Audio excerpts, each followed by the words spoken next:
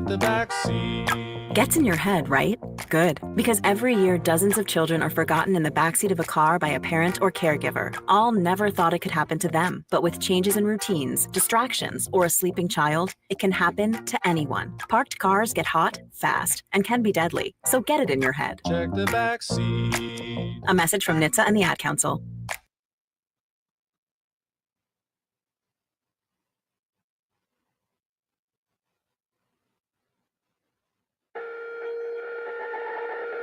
It's the Connor Happer Show. Are we sure we want to do this? Could you, make an announcement that we're ready? It's the Connor Happer Show on 1620, The Zone.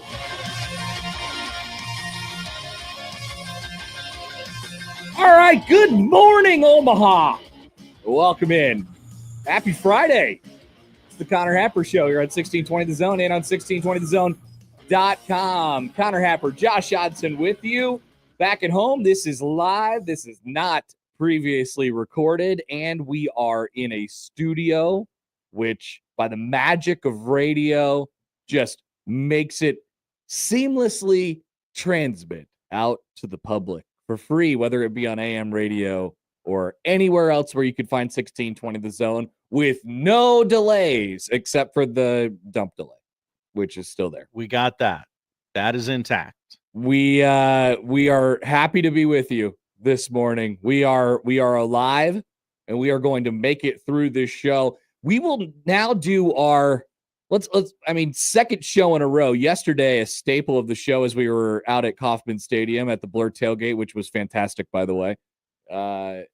We were taking traffic updates the entire time. I'm curious as to what it'll look like today. Obviously, a little bit more spread out, not quite as concentrated. We got out of there early, very early this morning before the rooster crowed this morning. Gary didn't even know we had left. And before the pitter-patter of the feet at the TikTok house. We were the pitter-pattering early this morning. So we ran into no traffic, no anything like that on the way home. Stopped at the Platte City Cutesy. Of course, they looked like they'd been through hell the night before. It was a tornado in there, but everything worked out great. We cannot thank everyone who made the trip possible enough, and then the camaraderie between the boys was fantastic as well. And yes, there was a football game last night in Kansas City. Taylor Swift was there. I don't know if you heard the news. Taylor Swift has now been exposed to Dana Holgerson. And a variety of other things. Herbie Husker, apparently from social media. Have you seen this? Have you heard about this, Josh? If you haven't, you can't find it. It's been deleted. I actually was pretty. I was pretty late on this. I don't think I saw this until way after the fact last night because I wasn't perusing social media. But yes, here it is. If you're watching along with us on YouTube, Herbie Husker making out with Taylor Swift. They look so happy. They do. They look very, very happy. It's a very good Photoshop in a now deleted image off of social media.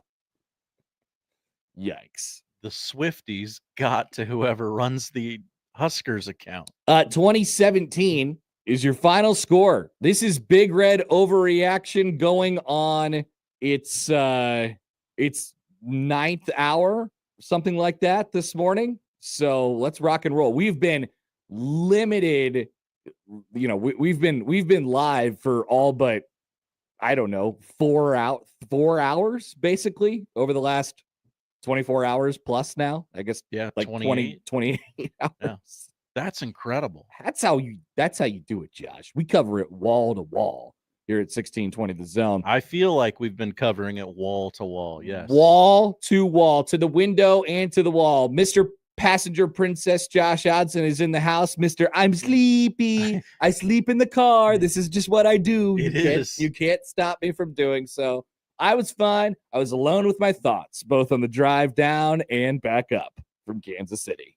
Alone with my thoughts, Josh. Every time we hit the slightest little bump in the road. I woke up. I know. I felt bad. I was like, "Oh, I'm sorry." No, there was. Do I need to turn the radio down? I enjoyed it. I was like, "Oh, there's a new voice." Can I keep you more comfortable? Recapping last night's Husker game. Who's this voice? I listened to various shows this morning, of course, including Gary and Matt.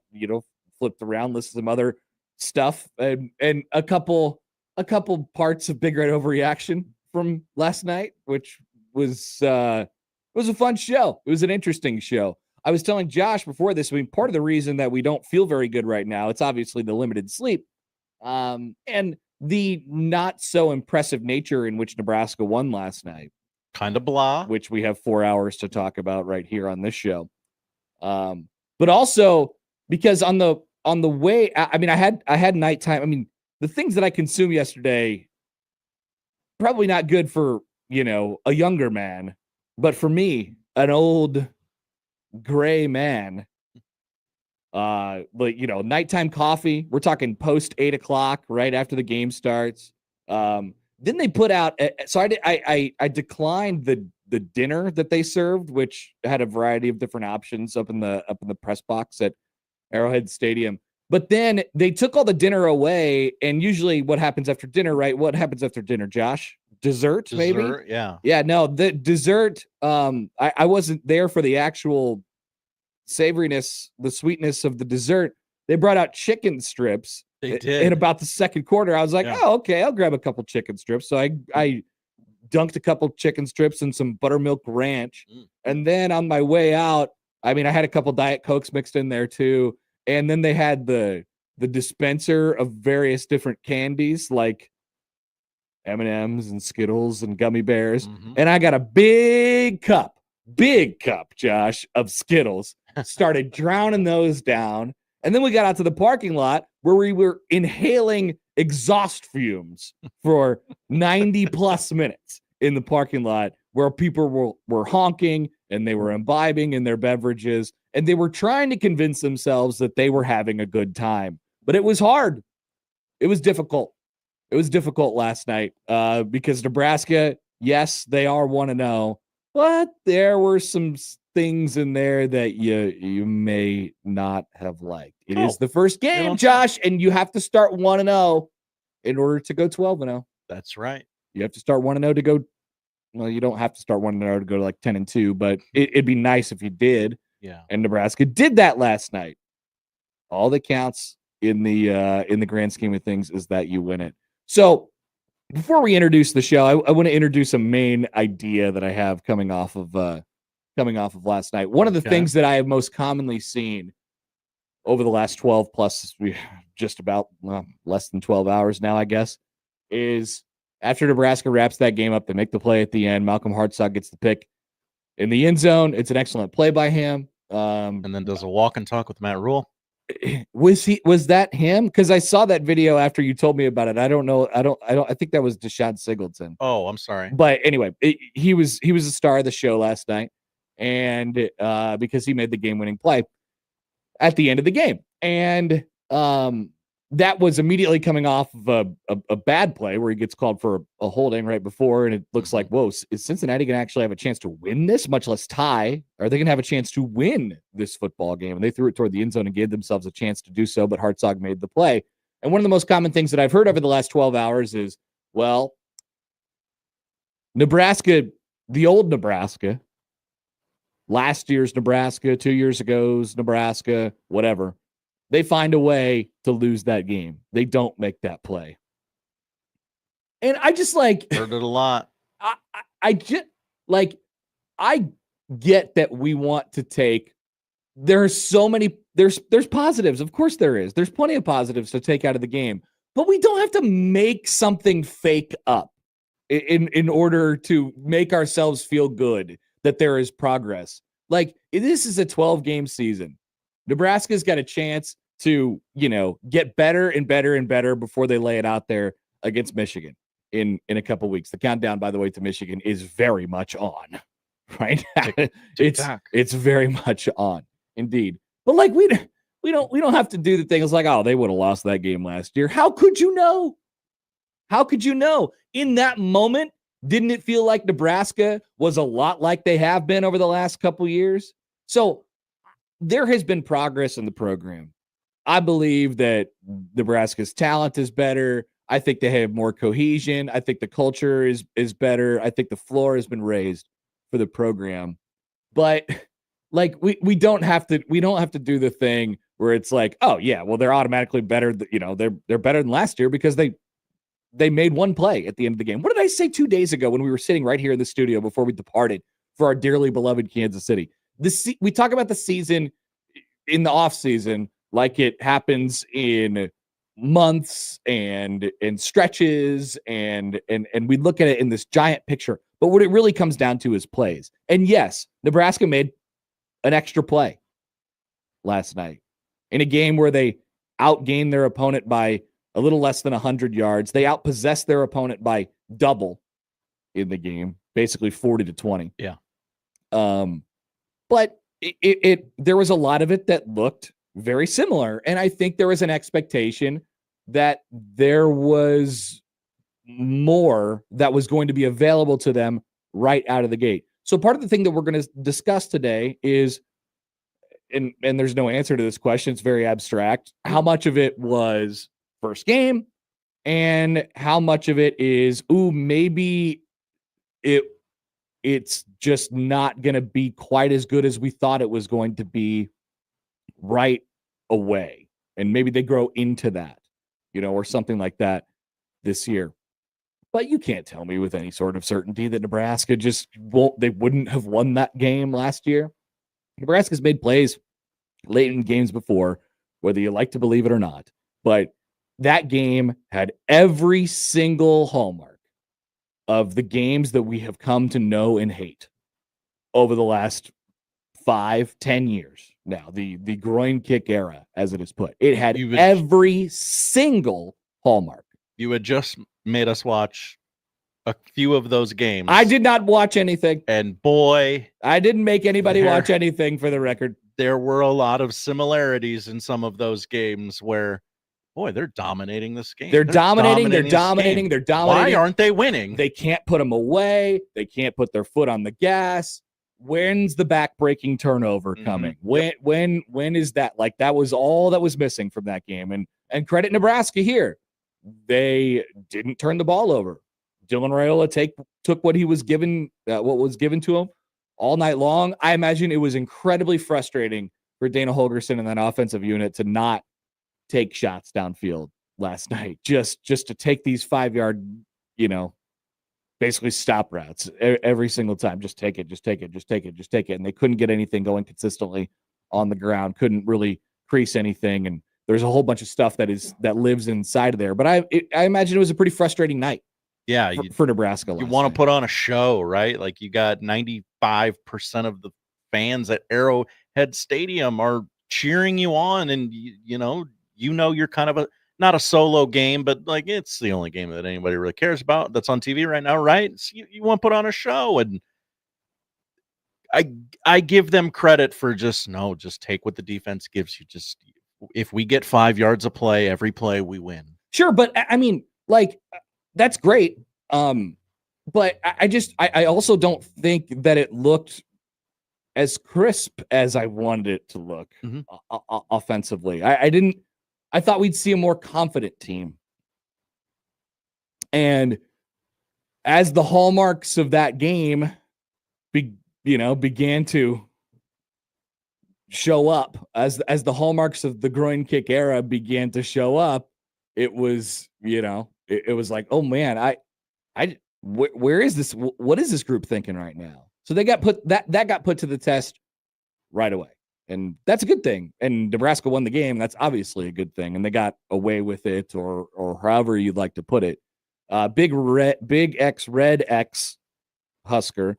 X Red X Husker writes in X. What are you talking about? Of course we lose that game in any of the last 10 years. We watched the last second losses for years. I was for sure we were going to blow that game. So that's my point. Like, so what made last night different outside of the last play that Malcolm Hartzog made? right? Like I can't tell you that there's been definitive progress within the program just because that one play was made. That's ultimately what I'm getting to in that conversation. So there was some frustration last night, but Nebraska got a win. And I think there's some frustration from the fan base, but Nebraska got a win. And you have the opportunity to try again next week and the next week, and then tee it up for Michigan in just a couple weeks. By the way, Josh, people forget, just 1 week now until the second game. Oh, you get a few more of these. We'd like to welcome you all to the show, and thank you for those of you who stopped by and said hello in Kansas City or had any part in making the trip happen. It was an awesome time the last couple of days, and it was very cool to see Husker Nation take over Arrowhead Stadium. I mean, it was quite the scene, which is another piece of what made it a little bit deflating. Just the game was just a little bit like that. If they would have came out, the most festive atmosphere in the game was late in that second quarter when Nebraska kind of flipped it and, got the touchdown late and then realized, okay, we get the ball to start the second half. We go down and score. It's going to be a party all night long here. And they weren't able to do that. Then they had another chance to do it and they weren't able to do it then. So they didn't really stomp them out. And when that happens, you leave the door open just a little bit. And yes, there have been many, many times where Nebraska has left the door open and the other team has walked right through. And that almost happened last night, but the door was shut on the fingers of Brennan Sorsby. Ow. My fingers are in there. My fingies. So thank you for all you guys who make the trip possible. And we had an excellent time at the Blur Tailgate yesterday at Kauffman Stadium. What a dream to do a show from Major League Baseball Stadium, even if it's on the concourse. And I became the first man to ever grunt a slate inside an MLB ballpark. That's right. And you were also in the same building as Taylor Swift last night. You're a hero. That has never happened before. You were in the same spot as her moments after. Yes. She was there. Cincinnati football sent that tweet out that Taylor was in the building, and 10 minutes later, wow, I was down in that tunnel and I said, wait a minute. Josh said, I've seen this tunnel. I smell it. That's her. You're the third person who asked me what it smelled like. Or is that the stench of a Kelsey? But she came in by herself. She did. Because Uncle Trav must have been doing some stuff down on the field or something like that. Okay, that makes sense, I guess. I maybe giving the hype speech pregame. So, almost worked. What an excellent time, and we'll spend some time recounting the activities of yesterday today on the show because we have 4 hours of radio to do, Josh, and we just have a game to recap. We will have conversations with our guests today. Bryan Munson will join us at 11, Brian Christopherson at 11:30, and Steve Sipple at 1. That's the lineup. Powered by the Rooferees at John Higgins Weather Guard. We'd love to hear from you all. 402-951-1620 on the Prairie Flower Casino Zone hotline. You can call or text that number. Tweet at Happer Show at Connor Happer on the JTech Construction Zone Twitter feed. Email Connor or Josh Show at 1620thezone.com on the Equitable Bank Zone inbox. And we say good morning to the YouTube streamers today. Oh, O-Trips is here again. He says, time to do a little bit of the trolling. Oh, no. He's going to jump in on the trolling. He made himself some sandwiches. Chat, it's up to you if you'd like to engage in the trolling, the admitted trolling. Yeah, he let you know on the front end. I do respect that. The rage bait is what they're calling it. It's the rage bait. Hokisker writes in, Huskers lose close. The sky is falling. Huskers win tight. Lead for 80% of the game. The sky is falling. Let me be very, very clear. The sky is not falling. The sky is not falling. You could be frustrated at what you saw and not thought it was up to what you thought it was going to be or up to standard or whatever threshold you held them to going into last night. And also think that they're going to be okay. That's where I'm at. They're gonna be okay. They got some stuff to work out. And once again, a big part of the show today is going to be figuring out what's the, how much of it was first game stuff and how much of it was just kind of what they trust and what they don't trust and the sort of energy and aggressiveness and intensity behind it. Like we'll just dive into all that stuff. But like they didn't look like I wanted them to look last night, but they didn't lose. They did not. They won. They didn't look like I wanted them to look last night, but they won. And then the next game, you'll have a chance to look a little bit better. And then the next game, you'll have a chance to look a little bit better and, gear up for whatever comes after that. So I'm good. I'm cool, but I got some problems. I got a lot of problems with you people. Some tweaks. Yeah, there's some stuff that can be analyzed. We've received a number of tweets from We're very popular. the Platte City QT. Oh, This whole Platte City QT thing really, they're our friends. yeah, that really, really went somewhere Glad we did that. over the last 24, 48 hours. And someone suggested, I can't remember who suggested this, that I should call them back. I probably could have called him back today or just asked in person today, considering we were there. How'd it go? How'd it look last night? We had a lot of reports on the road that I guess they were doing some construction on the road that you use to get to the Platte City QT, and like you couldn't actually get to it unless you got there by a certain time. Last night, it was one of those things where they like probably close it in the middle of the night and do constructions. Like, nobody's going to come through here, and if they can figure it out. But there was a lot of people that were using that area last night. So if you're driving back, thanks for being with us. Stay safe out there. Drive slow. Take many stops. Go pee-pee. Yeah, if you're on the road today, like right now, you're probably not working today. Take your time. Take your time getting back. Enjoy it. Enjoy it. Enjoy it, because this is it. Mm-hmm. There's no more fun now because football is here. And like we spend all offseason, oh my God, I love football. Football is amazing. And then football gets here and it's like, I am in a pretzel and I'm only angry. I'm mad about everything. And no doubt about it, I'm the same way. Football is an emotional and stressful sport. An emotional and stressful sport. It's weird how we forget that. I was happy. We do. We romanticize it.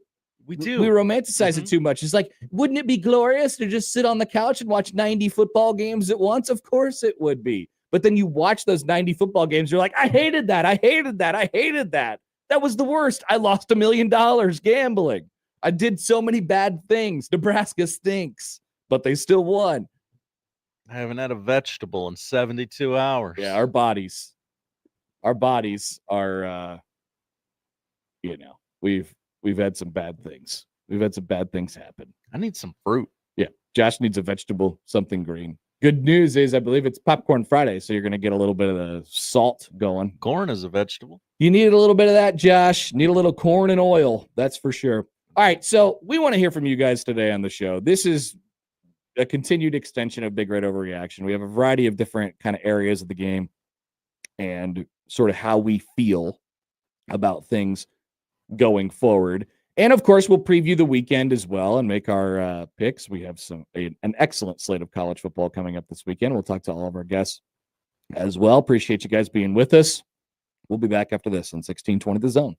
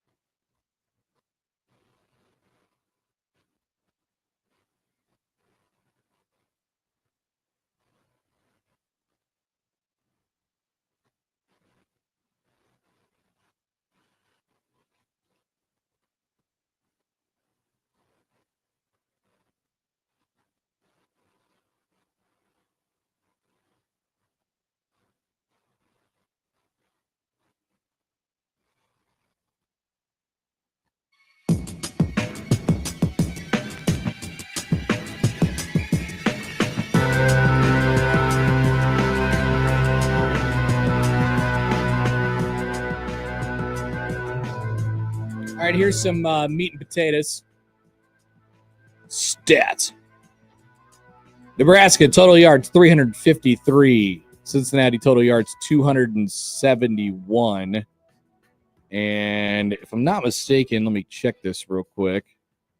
Let's see. I'd have to go to the fourth quarter for Cincinnati. Yeah. They got 128 of their 271 yards in the fourth when they went a little tempo and caught Nebraska lacking a little bit. Nebraska ran it for just 110 on the ground on 36 carries, 3.1 yards per carry, 25 Emmett Johnson totes on the evening. This will be a topic. Mekhi Nelson, 1 carry, 0 yards. Isaiah Mosey, 1 carry, -2 yards. Put a pin in that. Dylan Raiola, 33 of 42 for 243 yards and 2 touchdowns. Nebraska out first downed Cincinnati 23-16. They outpossessed Cincinnati by nearly double, 39-30 to 20-30. They won the turnover margin by 2, of course, with the one kind of coming to end it. Nebraska fumbled the ball twice, picked it back up both times, had 2 tackles for losses and no sacks. No real explosive plays on defense, with the exception of late there with Hartzog, but a defense that flew around pretty good, but was maybe a little soft in the middle. There's reasons for that. Cincinnati was a little bit different in the way that I think they wanted to attack Nebraska. They were trying to get them move side to side, and then they'd kind of hit you up the middle a little bit, and it worked out. Nebraska played a lot of people on the defensive side of the ball, and they went relatively deep on the offensive side of the ball, frankly, as well. So I'm counting out, let's see, the participants on defense: 3, 4, 5, 6, 7 defensive backs, 4 linebackers. So that gets us to 11. And then 12, 13, 14, 15, 16, 17, 18, 19, 20 players that played on the defensive side of the ball, which honestly, if you would have asked me after the game, hey, how many guys did they play on defense? I would have probably told you it may have been more than that as of last, just off of the face of things. And then we also like to look at the explosive plays on this show. They could change games in an instant. So as we dive into that category of things, Cincinnati didn't hit a single pass play of over 15 yards, which is good and makes a lot of sense because Brendan Sorsby threw for, I believe, 69 yards. Nice. Thank you, Josh. But had 88 yards on 6 big run plays. These are gains of 10 plus. And they were mostly either in the first quarter or, 2 runs in the first quarter by Pryor and Walker. And then the Sorsby 29-yard scramble. And I think there was there wasn't another Sorsby run in there. But, it kind of got loose on Nebraska a little bit late. Nebraska offensively hit only 4 rushes of over 10 yards, 11, 11, 12, and 16 in the game. Just were not really able to crease anything. From my first blush, that did not seem like an offensive line thing to me. So if we're going back and remembering conversations from, the offseason conversations way back in the offseason, Josh, I barely remember it. Thinking about the offensive line and people being really, really high on it. I was certainly drinking that Kool-Aid. We announced it quite prominently yesterday during the big long show at the Blur tailgate. Like I was like, yeah, I'm in on that. I'm drinking the Kool-Aid on the offensive line. I think they got a chance to be really good. The rotation at tackle is really interesting, but I didn't think it was much in the offensive line yesterday that didn't allow Nebraska to get going on the ground. I think there was probably a couple runs that Emmett, just needed to get at a different place or break one tackle. That's one thing that Nebraska just didn't do last night as a team. That's not just Emma Johnson, who carried just a big load last night, but you had, Nelson and Mosey didn't do anything, but even the receivers, it just felt like they were a shoestring away 3 or 4 times from having a big play. And that is another hallmark of these games that have terrible endings to them. Man, just think if Ja'Cory Barney would have got tripped up, he's gone.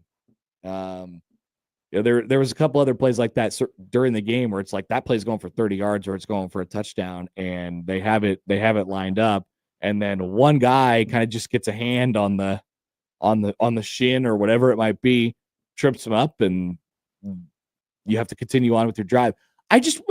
Like I said, if there's probably a word for the offense, it's frustrated maybe from last night, given that they just didn't really allow them to take the shots that they probably wanted to, sat down right on top of them and said, all right, we'll take your 5 or 6 all day long. And Nebraska said, okay, I guess we'll throw it 44 times in this game. We'll take our 5 or 6. And, they weren't able to quite turn that into enough points either. So that's the sort of statistical things that I kind of look at. Also, Nebraska hit 4 passing plays of over 15 yards. The pass to Hunter, and then second quarter pass to Hunter, and then another Hunter catch, and then a Dane Key catch for 15 yards, and a Luke Lindenmeyer, the one where he was like tiptoeing the sideline, and then he was kept up by the person who was trying to tackle him, but he was coming from the sideline, basically straightening him out and keeping him in bounds. I thought Luke Lindenmeyer was pretty dang good last night. But there were some things that we thought going into the season that were just like, this is maybe a question mark.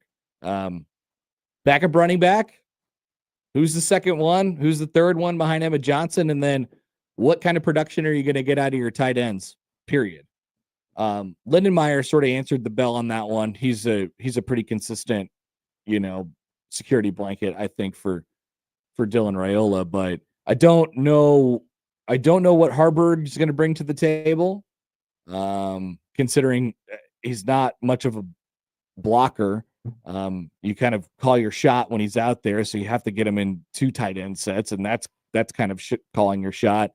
And then Nelson, I just, we've long thought this offseason that we weren't exactly sure what they're going to get from him, and he didn't play much last night. So those are 2 spots on the offense where you need some development, and you need some guys to come along. I don't know who was drinking the Kool-Aid on the running back room. But even though I was not, I've been saying all offseason, man, I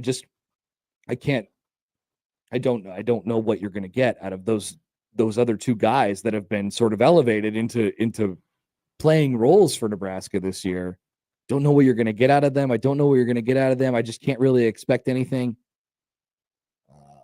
And they didn't do anything. And they didn't get many chances to do anything. And I think that tells you about, sort of really how they feel too. Now, at the same time, this is something we talked about in the pregame yesterday. I think this was a game that they felt like, obviously, you have to win. The next 2 weeks, in theory, there is enough of a gap and a distance between you and the 2 teams that you are playing, Akron and Houston Christian, where you can maybe take it a little bit easier on Emma Johnson and say, all right, we're going to cap you off at 18, and we're going to try and let, Mosey and Mekhi Nelson get loose here a little bit. But last night, they kind of needed him to have the ball in his hand, and they almost needed him to have it all of the 25 rushes that he had, and then the 7 receptions that he had. He was a couple, inches away from breaking 1 or 2 of those as well. But boy, that is quite a lot of touches for not a big guy. In Emmett Johnson. So, variety of different things to take away there, but they need some help in both of those rooms. The tight end thing is, I've always viewed the tight end as sort of, if you have a really good tight end, it's a luxury. Nebraska needs just to have steady tight end play, but they gotta have exceptional running back play. They have to have really good running back play, and that's not just from one guy. And I even thought Emmett left some out there. Yeah, there were definitely some holes. Workhorse, awesome. Like giving the ball, obviously above anybody else on the roster.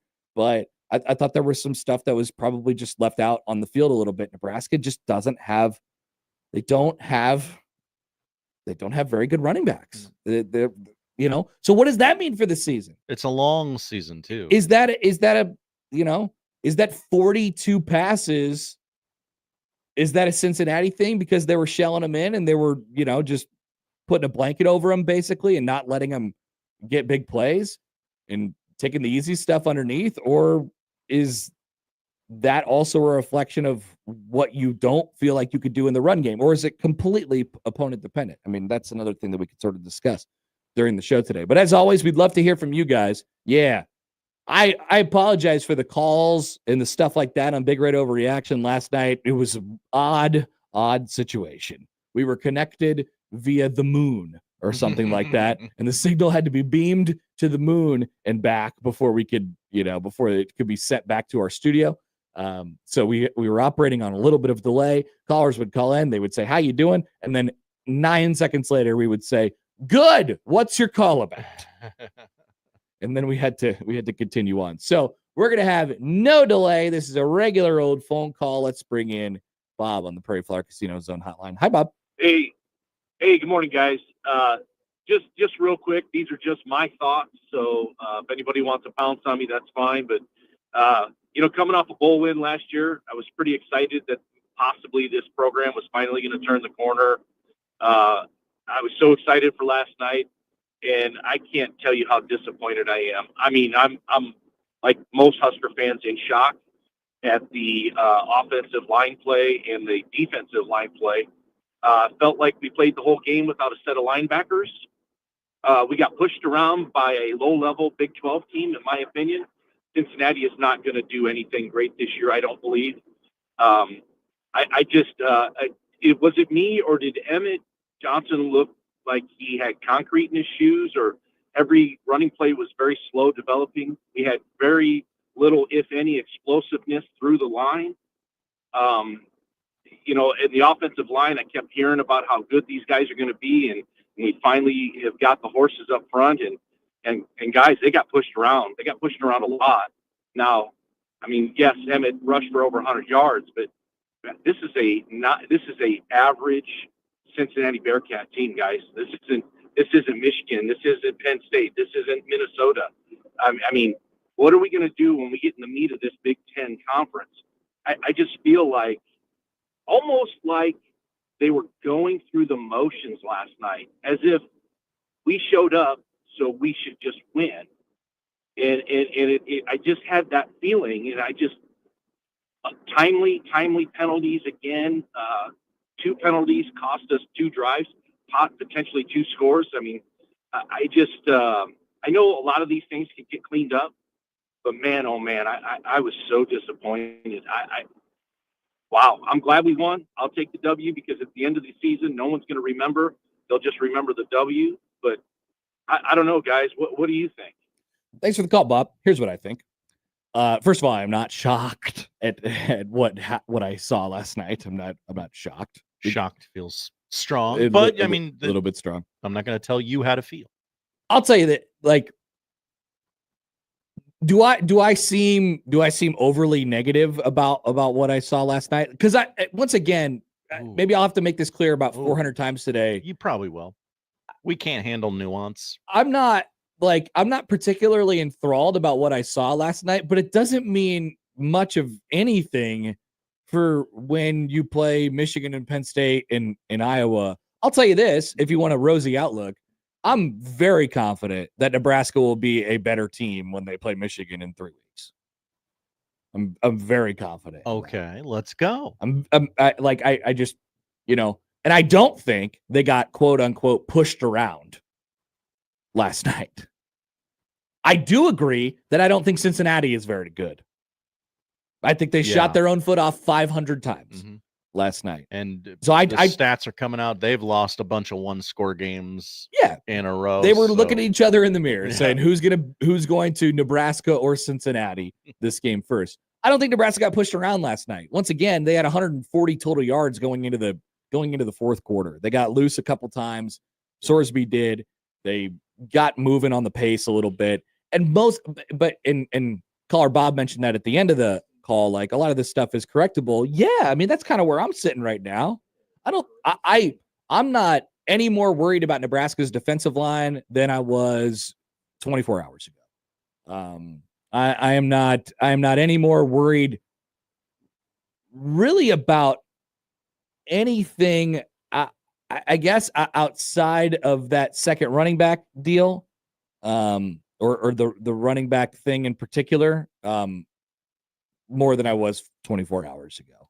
I don't think it's a fair assessment of the game to say Nebraska got pushed around in this. I think they got to move inside to side a little bit, and Nebraska got out of position a couple times. And yeah, they creased a couple runs earlier in the game, but for the most part, that hose was shut off in the middle portion of the game. And then the extra man, Sorsby got going. It felt in a lot of ways similar to the Pinstripe Bowl, where we got this. Okay, we got this. Wait, why is this game so close? Are you saying that you think they thought that? Like, no, me watching the game. Oh yeah, definitely. Yeah, until I don't know. I started to see signs of like, if they don't stomp this out now, it's going to get tight. Yeah. It was basically right at the start of the third quarter. They didn't score on that first drive. They had another opportunity to do so as well, make it a 23 game. Once you make it a 17-point game, things change a little bit because that's 2+ scores at that point. That's 3 scores at that point. So you have to go do it and do it and do it and do it. And be very interested what the coaching staff says on Monday and next week, just how much they tell us about what the plan was going in, what happened during the game, stuff like that. Let's take another phone call here on the Prairie Flower Casino Zone hotline. Here is Chris. Hey, Chris, what's going on? Hey, guys. Hey, I'm not quite as disappointed as Bob, but I also, to your point, Connor, Cincinnati shot themselves in the foot about 17 times, and we only won by 3. And that is an average Cincinnati team. I agree with Bob about that. And one of my questions is, why is every semi-mobile quarterback over the last decade and 3 different coaching staffs, do we make a remotely mobile quarterback look like the second coming of Johnny Manziel? There is a common theme there, Chris. I think if I'm to boil it down to one word, it might just be discipline, right? In order to keep a guy like that who's going to run in order, you just got to be in the right spot all the time, and you got to have some discipline, and you got to have some contain. And late in the game, he got loose a little bit, but I didn't think he killed them. He got him on a couple drives late. Yeah, no, but like I said, but given the fact that they shot themselves in the foot, and that an average team, if they just do remotely things correct, they beat us, right? I don't know. Hard to say. Probably. I mean, there's definitely a few plays out there where they're thinking, man, if we make that play, it's a different game for sure. Yeah. All right. Thanks, guys. Thanks, Chris. Appreciate it. Yeah. I don't know what's going on Bearcat Overreaction today, but that does not exist, by the way. There's no chance that exists. Okay. Yeah, you're probably right. There's probably a couple podcasts on YouTube. There were 6 people from Cincinnati there last night. We saw every single one of them. Wild things about their team on the internet, though. They don't like their head coach, Connor. Oh, one of those deals. Yeah. Gotcha. Yeah. Yeah, makes sense.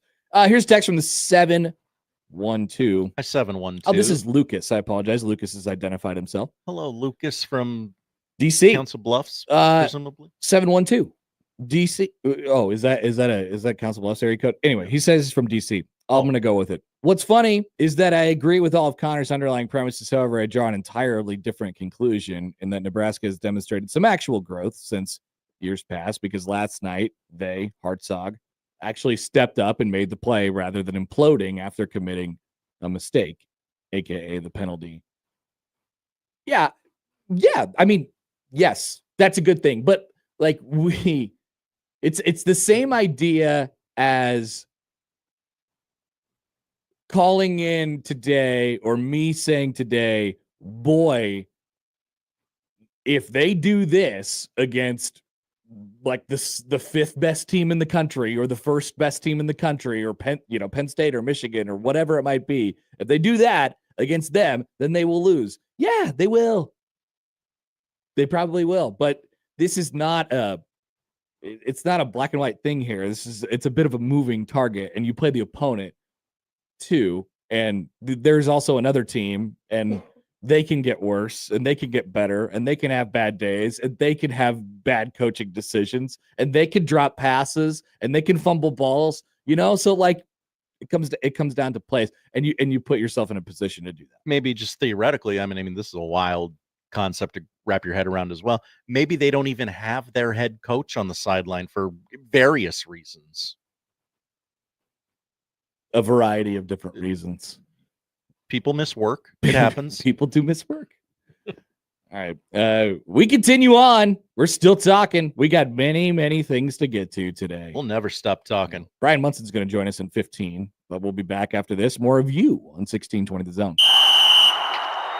Upon further review, the host point is good. The Connor Happer Show returns in minutes on 1620 The Zone.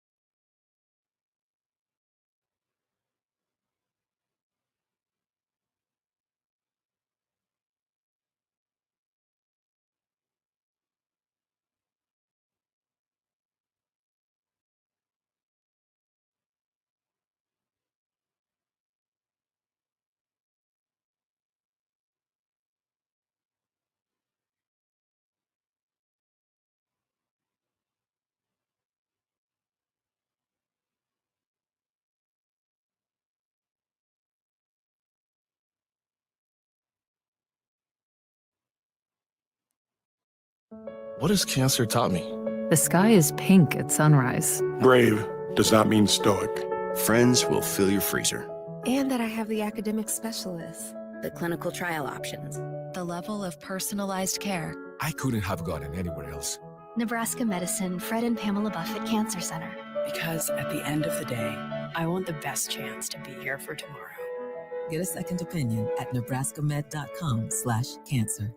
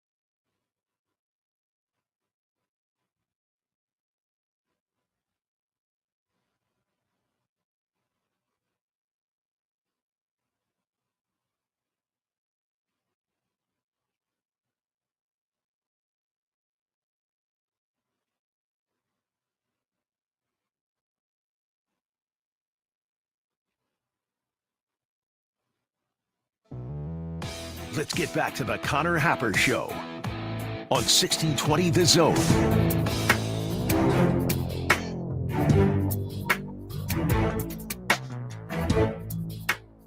John writes in on Twitter. Hi, John.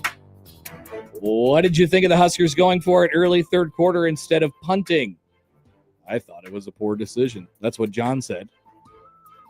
All right, so let's recap. Nebraska's up 13-3 at half.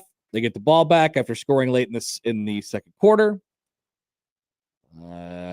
They convert a third down on a Harburg, QB push with Harburg, and then Raiola hits Dane Key for a first down, and then Emmett Johnson that was the Quentin Clark catch. So by this point, Nebraska's across the 50. They're to the Cincinnati 44-yard line, and Emmett Johnson gets a 1-yard pickup on third down, 4th and 2 on the 43. I think the idea, and that was the one where he kind of tossed it out left, and there was nothing going on there. Not sure who was in the wrong spot or if the throw was bad or exactly how it would have broken down on that. But I don't mind the idea of trying to put the stamp on the game right there. I mean, what you're trying to do is get it deeper and deeper into their territory. I mean, even worse things comes to worse, and it did. In this case, you turn it over on downs at the 43-yard line. Like you're giving him a chance, but you're also trying to play the field position game, obviously a little bit as well. I think you feel like you can get a couple yards. I don't know about the play call. I'm not sure if that was the right situation. I have to go back and check the tape. But then obviously it worked out for Cincinnati because they ended up getting a score off of a drive, and they immediately had life again after that. And that's when the feelings sort of started to creep in. Nebraska had a bunch of opportunities to stomp it out and never really did it until the interception by Malcolm Hartzog at the end of the game. That's probably my main takeaway from the game piece of it. I don't know that tells you anything about who they are as a team. On a general sense, like, who are they? I guess that's what people are wondering about. Say, what does this mean? What does it mean for the future? What does it mean for this season? Give me a referendum, Connor. What is the takeaway from this game? I was surprised that given the talk, the conversation, and Rule's sort of attitude, we're basing it off of that. Just kind of vibes, right? But I got the vibe that it was a pretty confident team, and I just don't know that I saw that. And it's not necessarily in any one play, or it's just maybe in the way they carry themselves a little bit. I don't know that I saw a team that felt like, all right, we're going to get up and we're going to bury these guys, and we're going to play with assertiveness on the offensive side of the ball. Some of that is them, right? They shelled them in and all that stuff. Mm-hmm. But like, I felt like that offense, especially, and if I'm taking away anything one side of the ball or the other, it's the offense. Like, this is a question. I just thought that would be a little bit more of a crisp operation. They got frustrated. And I think they're happy to obviously get out of there with a win, but it didn't look like I thought it was going to look. I'm sorry for being so abstract, but it just didn't. It didn't feel how I thought it was going to feel, and it didn't look how I thought it was going to look. Well, Rule got up there, especially late in camp, and he sort of just kind of had this, like, a wry smile about him the whole time, almost as if like, he this was guy like, thinks they're going to be good. I hear what you're saying. We're going to show you. And then I don't know that I necessarily saw it yesterday. God, that feels like a long time ago, though. It was yesterday, Josh. It was. But yeah, it didn't look much different. Just wanted a couple more questions answered. Wanted to be a little more festive last night, I guess. And I mean, maybe that's me being selfish, and the football coaches will say, well, yeah, I mean, with the way Cincy plays, that was always going to be what happened, or whatever. But I don't know. It's a weird tone. Yeah. It's a weird tone. So Lane comments. Lane always mixing it up in the chat. Hi, Lane. Why do you guys buy into Rules comments so much? I don't know, because like that's all there is. Yeah, I mean, always I don't know if I buy into him, but I listen. Like, I want to hear the tone of what he thinks about his team. He's the person who knows them the best and is responsible for deploying them into whatever situation they're getting into on a given night, and all of the apparatus in which they do it. Like, yeah, I want to know what he thinks. Snake oil salesman, used car salesman. Like, okay, yeah, like he's got a little, let's be honest, he's got a little bit of that in his game, but he can't get up there and outright lie to us time after time after time. And I don't think that was happening. I think there are some things that he probably that he over like compensates for. Like, I think there are some things that he says that he likes that he knows people are like, what's going on here? And he's like, no, trust me, I love this. This is going to be really good, or this guy's going to be a good player or something like that. But I mean, give yourselves, the fan base, a little bit of credit. I don't know that everybody was like super into, oh, I love Mekhi Nelson and I love Isaiah Mosey and I love the Carter Nelson is going to make this huge jump this year. Like, no, I don't, and nobody was saying that for the record, but if they maybe overshot one thing, or the talk comparing to the play and what we got in the first game, I would probably look at those other running backs. You want to say good things about them because you want to build up their confidence. But yeah, there's a point where it's like, okay, I'm going to wait and see on this one. And there's there's a lot of stuff from a team perspective that you're kind of wondering about a little bit as well. Doesn't mean they're bad. Doesn't mean the season's over. People forget they won. Josh, I'll watch House Rules after the show today, and I'll be feeling fine about this team again. You're gonna watch House Rules. Why would I not? The podcast. He got Elijah Judy on the show. Very, very interesting. Good get, Matt. Norm writes in on the text line. Norm! Hi, Norm. A few weeks ago, you guys went through Rules one-score game history. In years 3 and 4, he won a lot of games by one score at Temple and Baylor. Yeah. And he did it yesterday. Remember, these are from the abstract offseason conversations. These are the big picture. Yes, that has happened because I believe what I said about this team prior to the season starting last night still stands. The floor has been raised. There's a little bit more confidence inside of the program. Like, there's just some things that might lead you to getting over the hump in these close games. And the news is you're going to have to manufacture your way to win like 5 more of those this season. Can you handle the stress? I don't know. Maybe some people might not be able to at this point. So yeah, a lot of things to of course dive into last night. We welcome you. We're an hour done with the Connor Happer show. If you're on the road right now, don't honk at anybody because they might get scared and fly off the road or something like that. But be safe out there. It was great to see everyone in Kansas City, of course, yesterday. And yes, Nebraska starts the season 1-0. We'll be back with Bryan Munson coming up on the other side on 1620 The Zone. Live from the Host Coffee Studio, this is 1620 The Zone.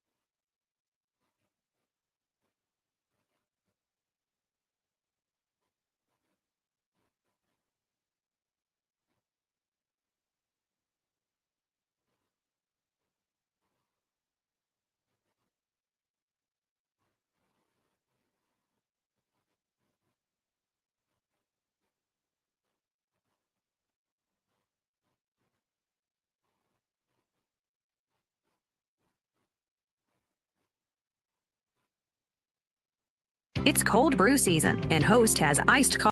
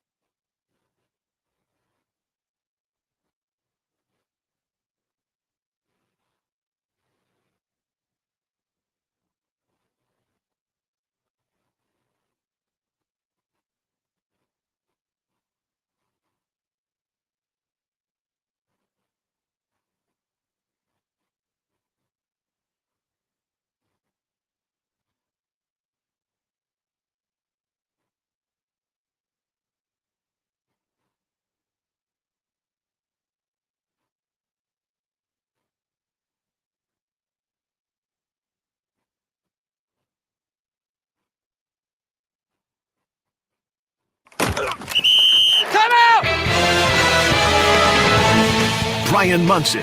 Hey, long call. Comfy left zoom buster. 63 bang. Z Maui. Alert. Paradise Z Burger Y Wrap. On one. Husker Online on the Connor Happer Show on 1620 The Zone.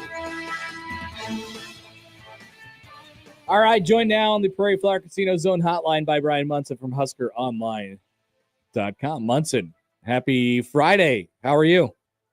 Happy post-game Friday. I can't get enough coffee in my system because the game didn't get over till what time again? I was it 11:30? Oh no, I think we started Big Red Overreaction at 11:30, or maybe like a couple minutes before 11:30. Yeah, it was. And then it was tough. I had to look. Yeah, the friends texted me last night till about 10 to 12 after midnight. And I'm like, guys, seriously, I got to get up at 6. There's just no way around it. Like, I got things to do tomorrow. I know. That's why I put all of my group messages on silent. Nobody can contact me, and they all know it too.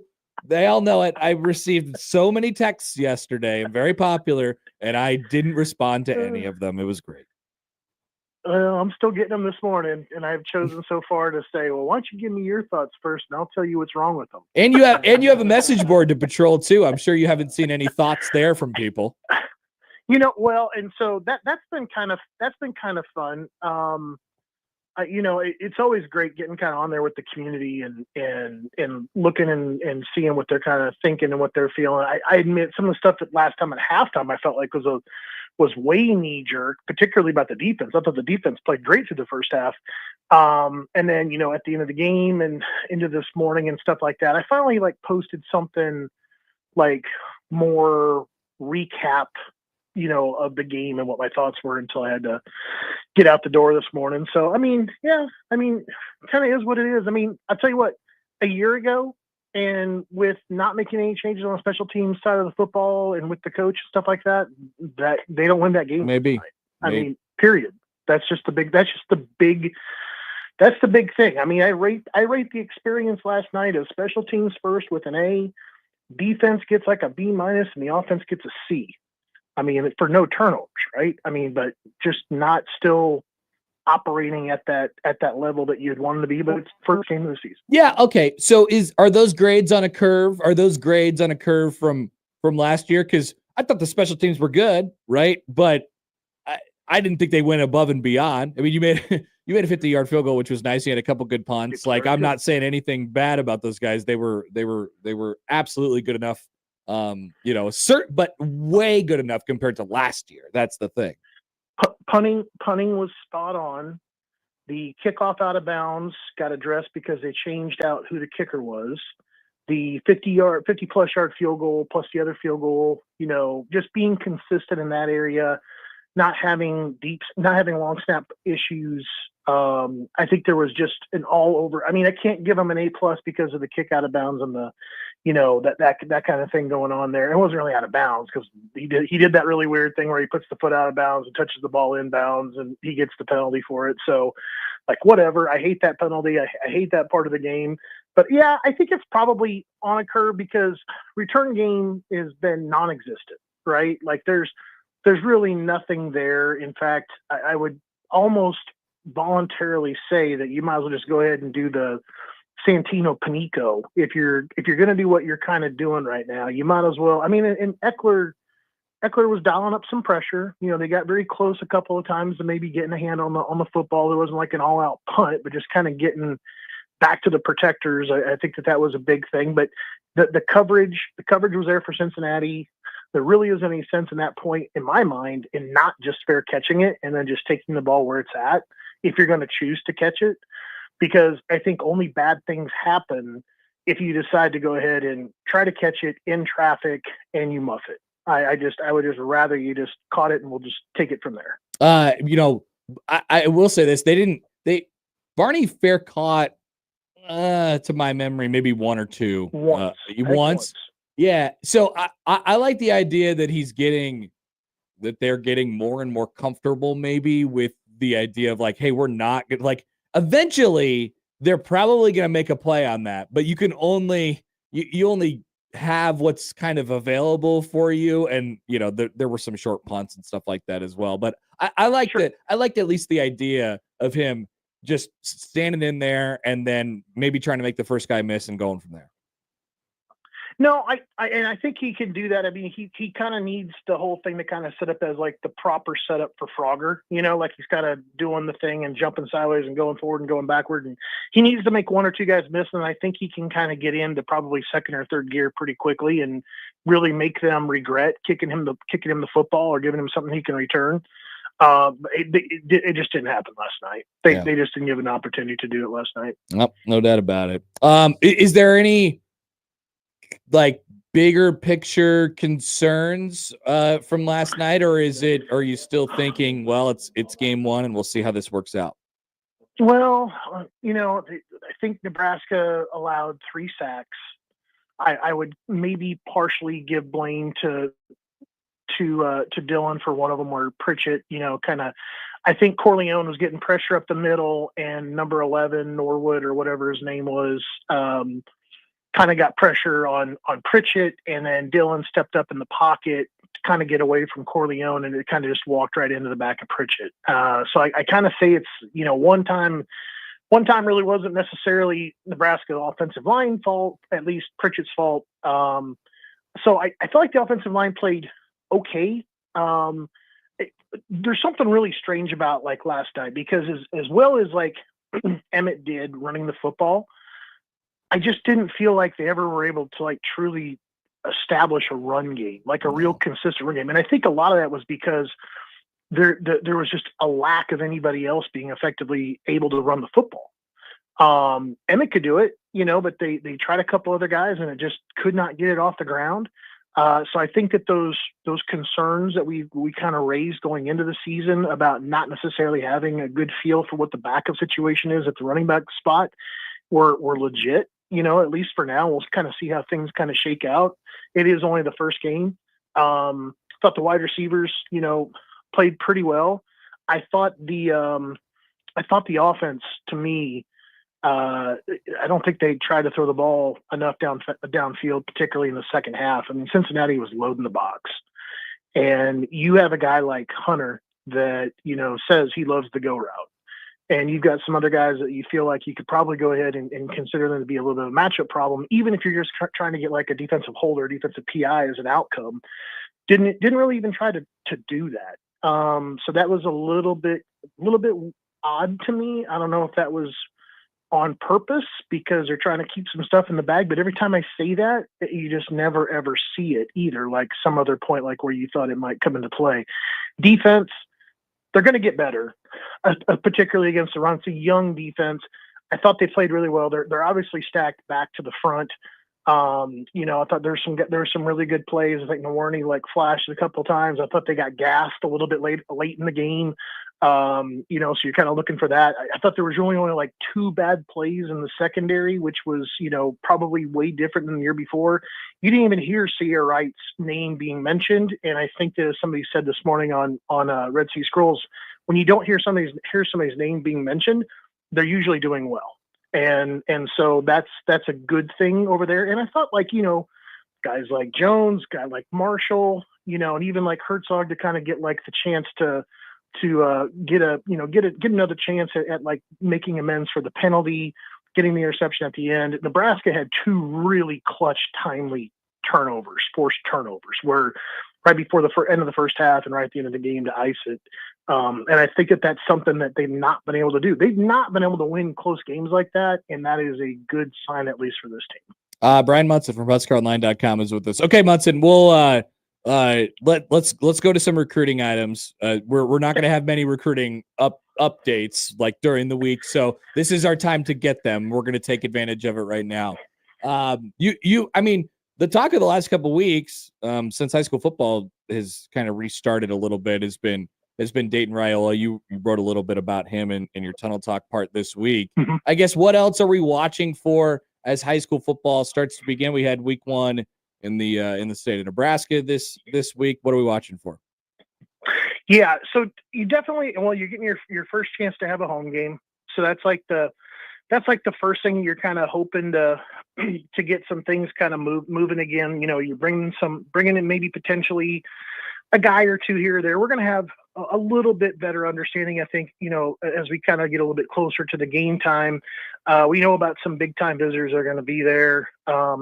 September 6th, like Albert Simeon, who's like, if he's not the number 1, I don't have the thing in front of me, but like, if he's not the number 1 interior offensive lineman, he's number 2, and he's almost a 5-star recruit. So he's coming in. Matt Erickson will be there, which is, when people start asking me too, like, who's the next 2027 guy that you could potentially see joining the class, it's hard not to kind of land on Matt Erickson. You've already got Torrey in the class, and I think that's such a massive get for Nebraska, particularly for in-state players, that, it kind of shows that the pride is getting back, amongst like the in-state guys. And when you have a guy like Erickson, who's, got a dad that played for Nebraska, it makes sense. And there's some other guys coming in like KJ Green and Will Slagle will be in, even though Will had just suffered I think he suffered an end of the year. Like he ended his season already before the season even began or during a scrimmage game. So we're going to know some more about the visitors this coming weekend.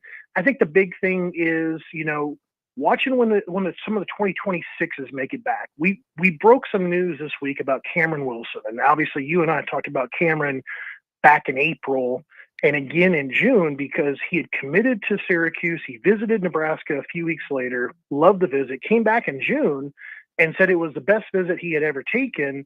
And he remained a commitment to Syracuse, even though I think several people, including myself, felt like he could have been a flip possibly in June or July, and remains solid to Syracuse. But he's coming back. He's going to come back and visit Nebraska again later on this fall. And I think, kind of looking at the board, there's not a lot of other edge guys that Nebraska are in on. So Cameron Wilson's kind of the board when it kind of comes to being the edge linebacker in the class. So keep an eye on that one when Cameron actually is able to make it in. I think that's going to be USC weekend, if I remember correctly what he just told me. But yeah, we don't really have it set quite yet. I think he's still working on it. Is there anything set up for? I mean, there's 3 straight home weeks now. Yep.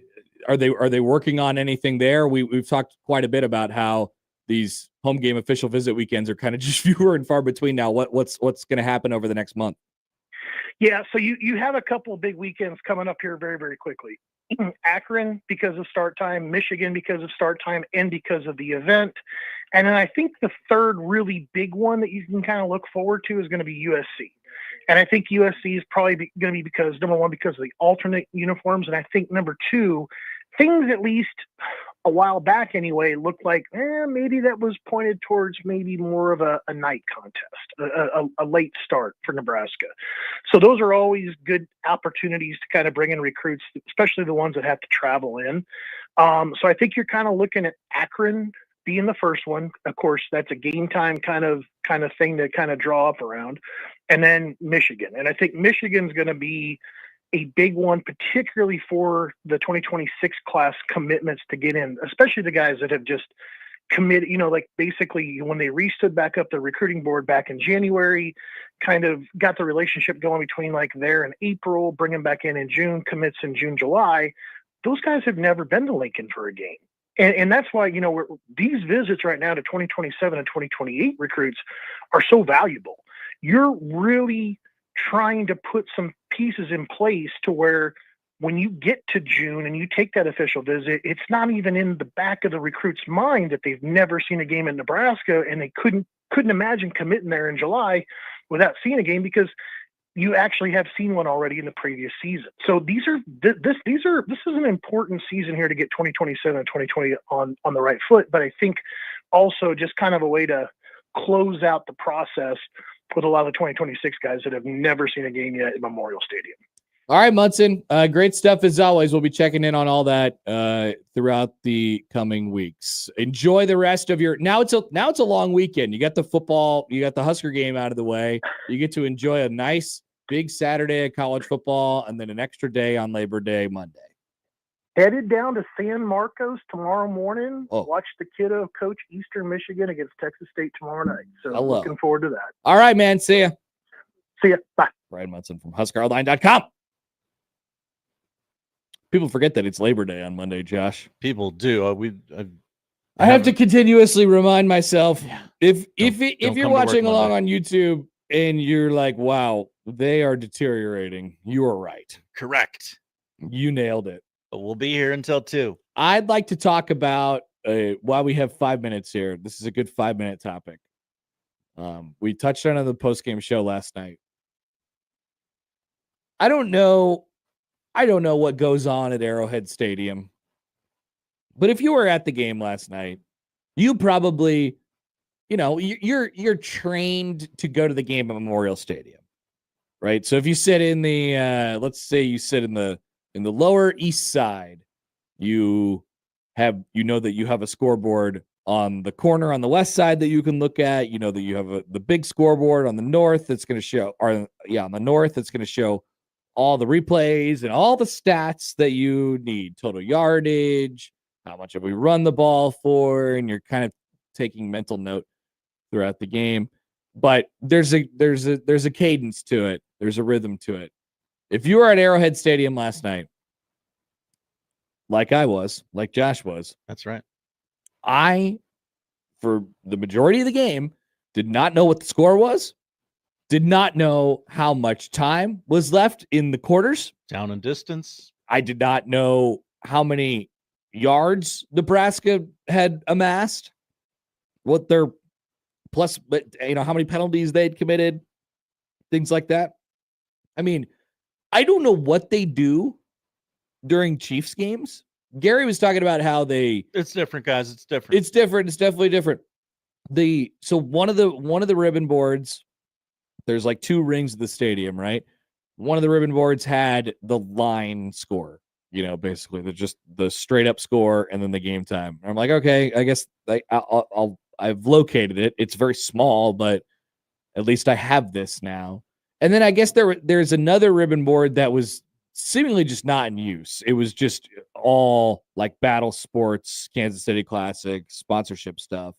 And then the constant barrage on the two giant video boards in the end zones, the east and west end zones at Arrowhead Stadium, like it was just saying 142.2 the entire game. All they ever talked about was how loud it was. They were like, it got loud here once. One time we had our heart set on a record and we broke it. And we just yelled really loudly for a short period of time. And then we were able to break a record. And then it was the only thing that I ever saw on the scoreboard the entire night. I was like, I don't know. We have it pretty good, I guess. We have it good at our local sports arenas, because I always know where to look for the score, and I always know where to get that information if I don't have it on a computer in front of my face.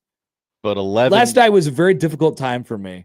It was a great atmosphere and a great view. It did feel like the energy got sucked out of it when Nebraska kind of stalled out in that third quarter.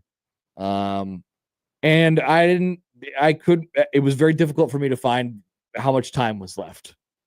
I was like, oh, Nebraska got it back with like 1:30 left in the quarter. They're going to go down and score here. Force a turnover. That's pretty cool. How much time? Oh, wow. Really? Only 1:30 to half. And then there was 400. I mean, everybody complains about the media timeouts, but include me in this. It's nauseating. Got to get used to them again. There's no rhythm. There's no consistency. In these football games, I don't know. It was an ugly, sloppy game. It was game one. There was a lot of game one stuff. That was going on. You're in a different environment. You are playing an unfamiliar team. You don't know exactly what you're going to get. You don't know who you are yet. Like, you have a lot of stuff to figure out. It is August, literally. But it can't be. It's only enhanced by the fact that there is no rhythm to these damn football games anymore because of the damn TV timeouts. There's no rhythm at all. Josh and I went down to the field. Oh yeah, Mr. Battle Sports. That's John. right. Congratulations. New job I acquired. Mm-hmm. And it was after Nebraska kicked that real short field goal right after the crippling false start penalty. People forget about that, Josh. And we said, okay, they kicked that field goal. They made it. We got to go back up to the press box. Went through the tunnel, waited for the elevator, went from the first floor to the 9th floor in the elevator, only missed the kickoff. Well, because then they went to another media timeout. Yeah, because there were, I believe it was media timeout, kickoff, media timeout, and we missed one play. Those are obviously the worst. Mm-hmm. And then,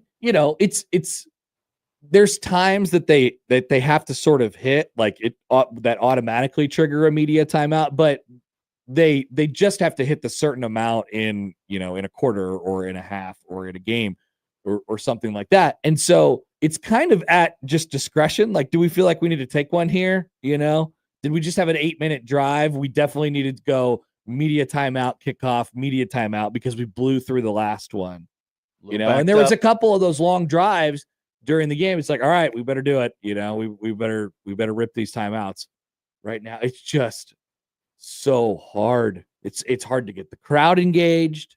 It's hard to get rhythm offensively. I mean, we said it a lot this offseason. I feel like Nebraska has a bit of a rhythm offense. They were never really in rhythm last night. And I do think the media timeouts played a role in that. Cincinnati played a huge role in it with the way that they defended Nebraska. But they were never able to really get going. Or maybe they're just not as good as I thought they were on offense. I could have overshot it on offense. They did not look nearly as good as I wanted them to on offense. Maybe I overshot it. They wanted Dylan to run more. I don't think he ran more. No, they didn't want Dylan to run more. That's what they said. They don't want Dylan to run more. They want Dylan to be able to do more things with his legs. They do not want Dylan to run more. Oh, okay. They do not want Dylan to run more. I understand the distinction. Yeah. They they would prefer Dylan not ever run. But if there is something there, yes, you do need to have the ability to take it. That's for sure. All right, we still have many, many thoughts from you all. We even got some calls during Munson's interview, and Josh had to say, I'm sorry, it's guest time. It's guest hour. Guest time. So we're back open at noon. Yeah, we're back open at noon. Josh will have the odd news in about 15, 20 minutes here, but let's chat with a man who was near us in the press box last night, and a man right next to him was drinking nighttime coffee. The originator of nighttime coffee, Michael Brunson, was doing that. The person who was sitting right next to him, Bryan Christopherson, joins us next on 1620 The Zone.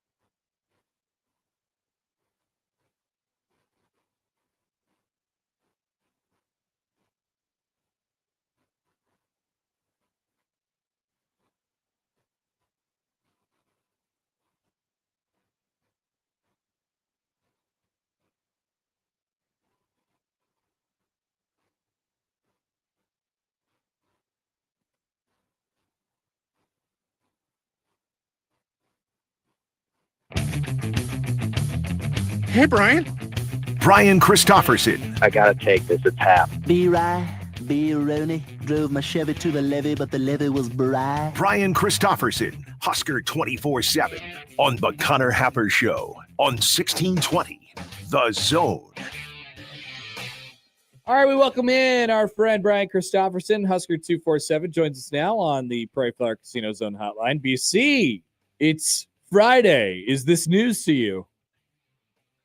Yeah, it doesn't feel like it. I'm a little sleep deprived, and I don't know, but it's all right. And hey, they're 1-0.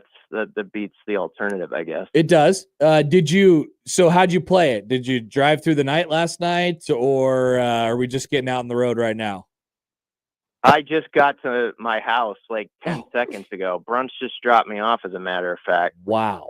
That is perfect timing. Yeah, it always seems to work out. When we called Brunts yesterday from the tailgate, and he texted me beforehand, and he said, "Hey man, I don't know. It's gonna be tough." And then he told me later when we saw each other at the game that for those exact 10 minutes, you guys were like in stop and go traffic, and it kind of just worked out.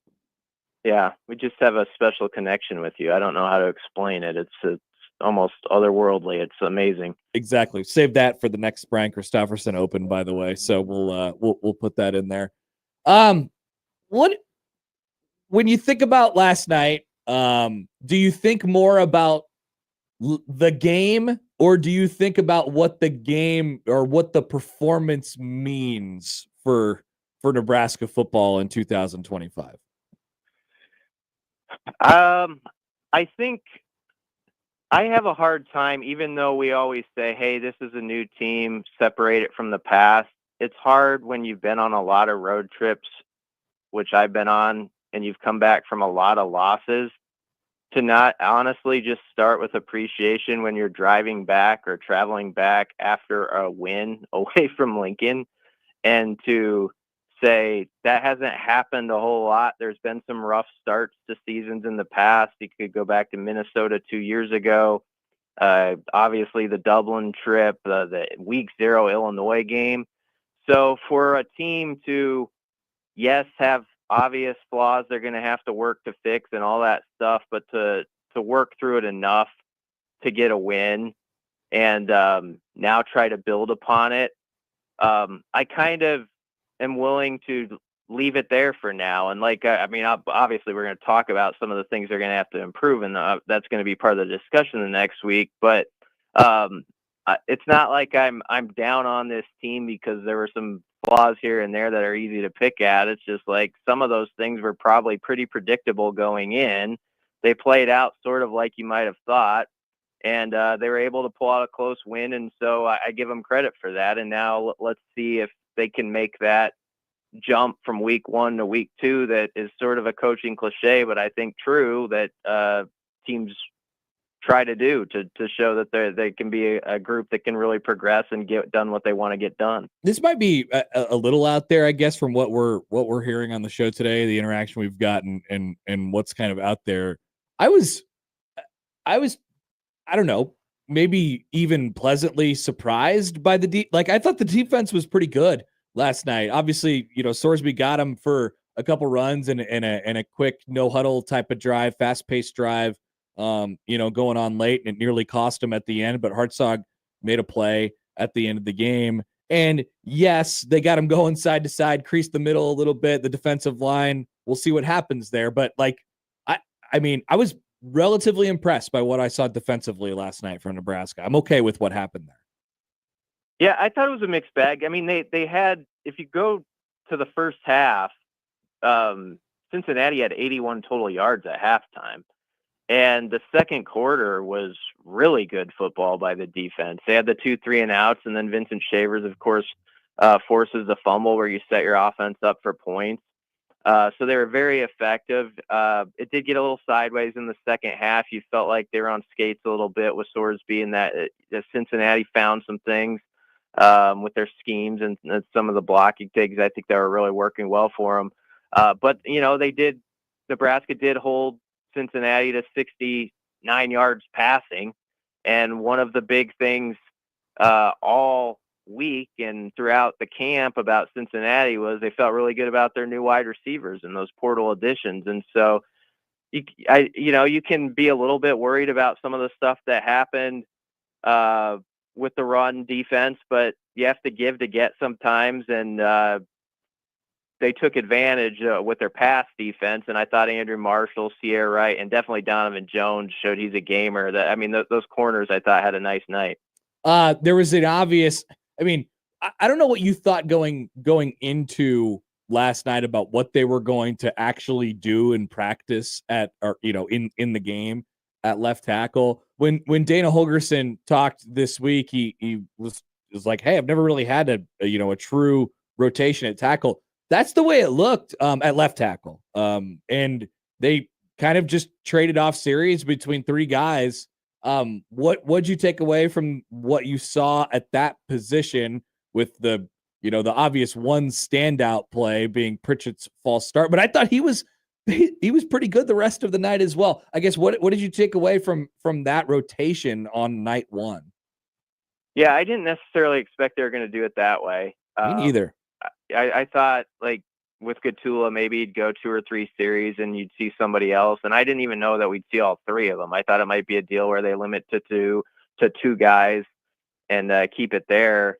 It sort of worked out. Like, it was one of those deals where it became interchangeable enough that sometimes you didn't even really, you stopped kind of noticing, or at least I did, necessarily who was out there or paying real specific attention to it. It is a shame for Pritchett. It was a mistake we sort of heard that had been, popped up a few times in fall camp with some false starts and things of that nature.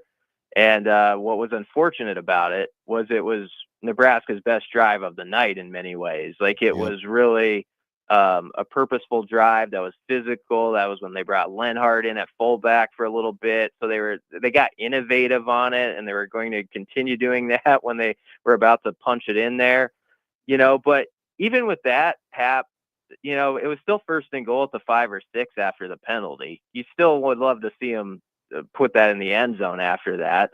Obviously it was a big mistake, and it could have proved really costly.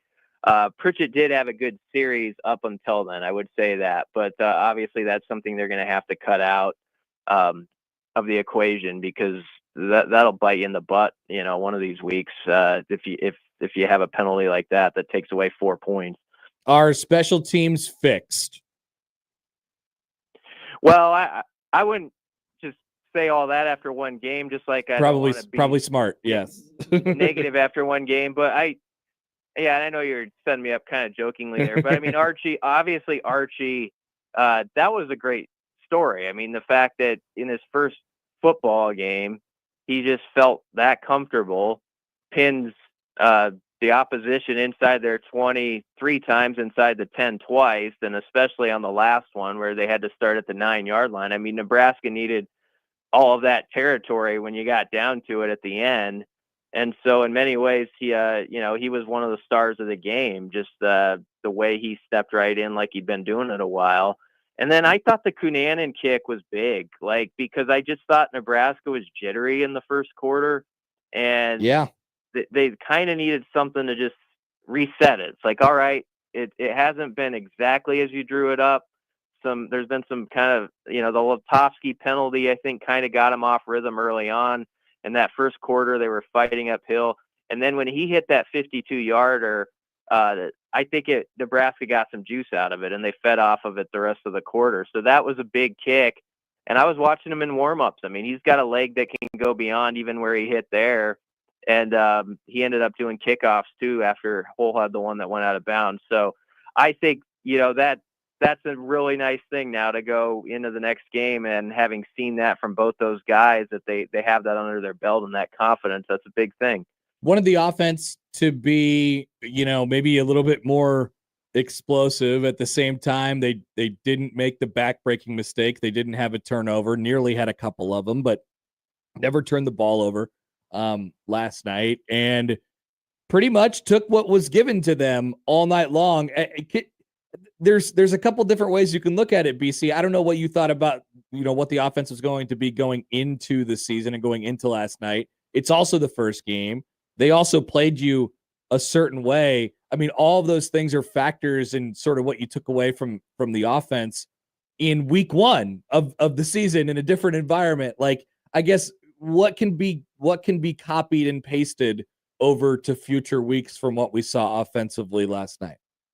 Yeah, Cincinnati was basically like, we'll give you 5 or 6 yards. You can play pitch and catch like that, but we're going to make you do it like 12 or 13 times, successfully to finish drives. And it was very effective from them. You got to give them credit. I thought it was a good game plan. I thought for the most part, Dylan played the hand he was dealt. Like I thought he played a pretty smart game. He obviously got away with the one that could have been a pick six. Should have been, honestly. And he had one fumble that he got back on, but I thought he was fine. I was a little disappointed after the second quarter momentum. I thought there was an opportunity there to really control the middle 8 of the game and score on the first drive of the second half and put your stamp on that thing. And that's where I want to see Nebraska football take the step as an offense and just as a team this year. That's been something we always talk about, the close game thing, but there's also been this problem sometimes of when they're ahead, there's that moment where you can really stomp them out. Yeah, let's put it on the throat and win this game by 3 touchdowns. And I think they could have done it if they would have scored there. And instead, you had to sweat into the 60th minute because of it. So I thought it was a so-so performance from the offense, sort of what I was expecting. But I think it's also one of those deals where week 1 in college football is sort of crazy, and you don't know quite what to expect. Like if you look around even at the scores last night, like I know they weren't the most appealing games, but like Minnesota plays Buffalo and it's like 23-10, and Wisconsin wins 17-0 or something. I mean, there's sort of these kind of just like ugly first week games where you have to sort of survive yourself a little bit, and some of the mistakes you're going to make with guys who are new in certain roles and getting used to certain things. So let's see if they can buff some stuff out here in the next week or two. That they kind of did it a backwards way than has sometimes been done around here, where you take on a power conference foe right away, and now you got away with it. You got the win. You escaped. You're 1-0, and now you get a couple games where you don't want to take anything for granted, but hopefully you can play some more younger guys, get them some confidence, and really build going into that Michigan game. And so to me, that's the biggest thing. It's the old Al Davis thing. Just win, baby. That's what it always applies in football. But I think especially in week 1 in college football, that's sort of the mindset you have to have. BC, appreciate your hard work. Great stuff from Kansas City, and we'll re-rack it next week for Akron. All right, sounds good. There you go. Bryan Christopherson, Husker 247. Uh-oh, what's this about? Well, Connor, while you were talking to BC, I have seen nothing about anything. You can't see this. Is this about the Platte City QT? I do have an update from there. Okay, well, I'd love to have that after this. Okay. It was just revealed on the Pat McAfee show that Matt Rule, will be joining Pat every single week on the program. No. Oh, man. He really does love podcasts. He loves talking. Gosh, that is... What's your gut reaction to that? It sounds not good. I don't know. Honestly. I guess I don't know. Do I actually care? No. I mean, it's probably good for the brand, right? No, but it's excuse me. It's just one of those things where if they're not very good, then people are just going to be like, why are you doing podcasts and going on radio shows when you should be coaching better and stuff like that, which that's always so stupid to me. Like, everyone has a moment of time where they could, it's also helping the program. It's not like he's not working. It's an advertisement for Nebraska. Yeah, like sure. I mean, there's you wear a lot of hats when you're the head coach at a place like Nebraska. He clearly thinks that doing this stuff helps. Mm-hmm. He did say last night, he said, he was talking about the whole Taylor and Travis thing, and they didn't show her on the big screen. They had an ISO shot of Uncle Uncle Trav, and not her. You could see like her arm, but they didn't show her in the stadium. They must have been under strict instructions. Somehow the Cincinnati people got it. They got her walking in. Oh, they didn't show her in the stadium. They didn't show her in the stadium. They know. What do you mean? What do they know? They know what would have happened. What would have happened? Every time we say her name, there's 3 people that pop in the chat and I don't care. I don't like women. You think they would have booed her? Yes. No. Or no. Or they were at least like, hey, let's not take the chance. No. Nope. Mm-mm. They would not have booed her. They were waiting. When they had that one shot of Kelsey, they were like, come on, what was the vibe? Okay. Come on, please. Like, that's kind of how it felt. Pan over. They would not have booed Taylor Swift. Good. The Husker fans, Josh? We don't boo anything. Through these gates. They would not have booed. Anyway, Matt Rule must think it's a good idea to be out in public doing some stuff. He knows what's on the line. I would think so. I would imagine someone's done the cost analysis on that. Do I have to submit my official opinion? I mean, you don't have to, but okay. If I did, it would be this. I do not care. Connor, I don't care. He'll say something on there once. We'll have to talk about it on this show. But that's cool. He can do whatever he wants. That's cool. That's cool. Don't put that on the hot take graphic, because then people will say, wow, Connor thinks that's cool. That's cool. Yeah. All right, we're back with the odd news after this on 1620 The Zone. The Connor Happer Show. Follow us on Twitter @Happer Show for all the latest news and views. We may even say something interesting once in a while. Unlikely. Really, guys?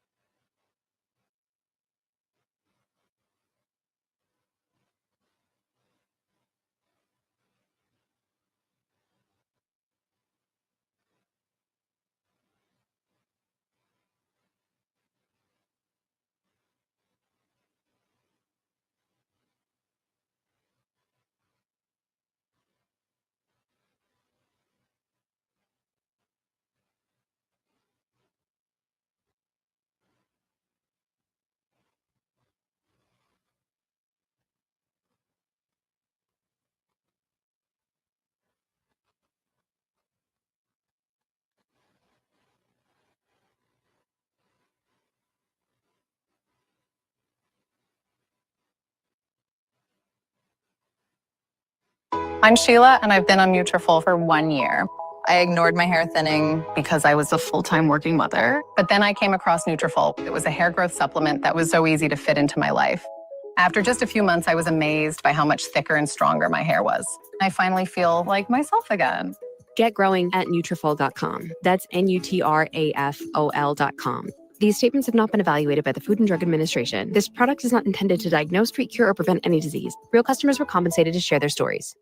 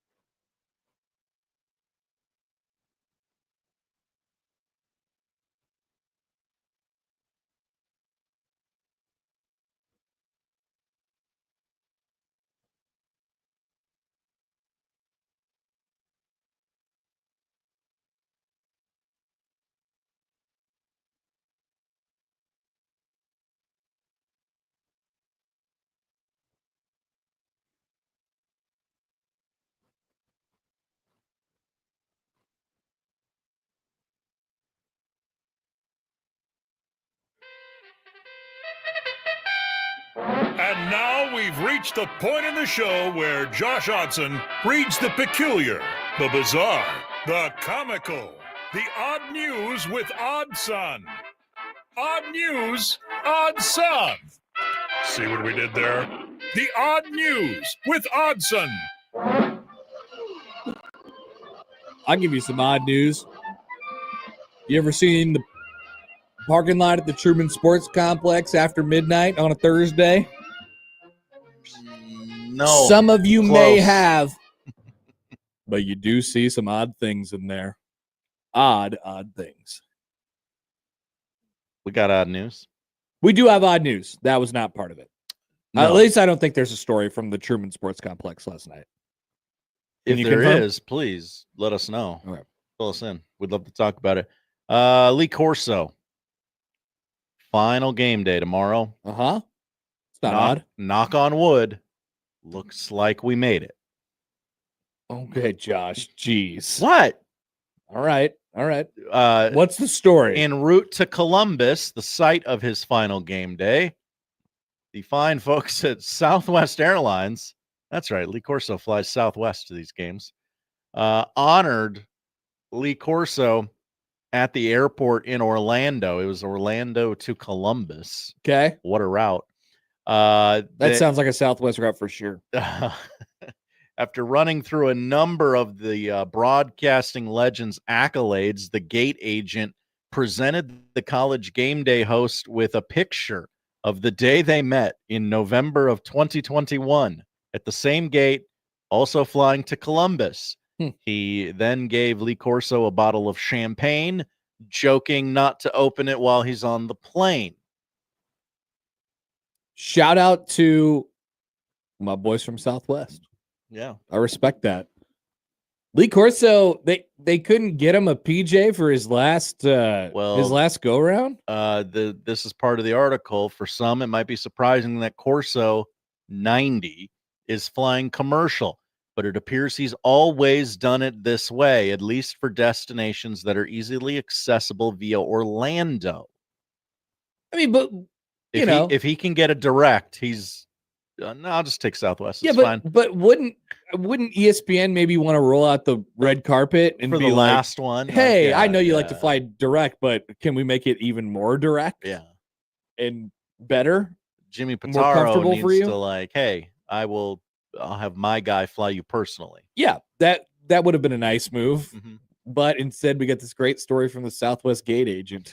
The Southwest gate agent. I mean, ESPN did make a documentary about him, so I guess they did do something. ESPN was they've been pretty nice about this. And yes, it'll be emotional tomorrow watching. And I'll say this again before the show's over. I don't know what game is on ESPN at 11 o'clock tomorrow, but it will not start on time. No. We go to Colorado for the truck spill of the week.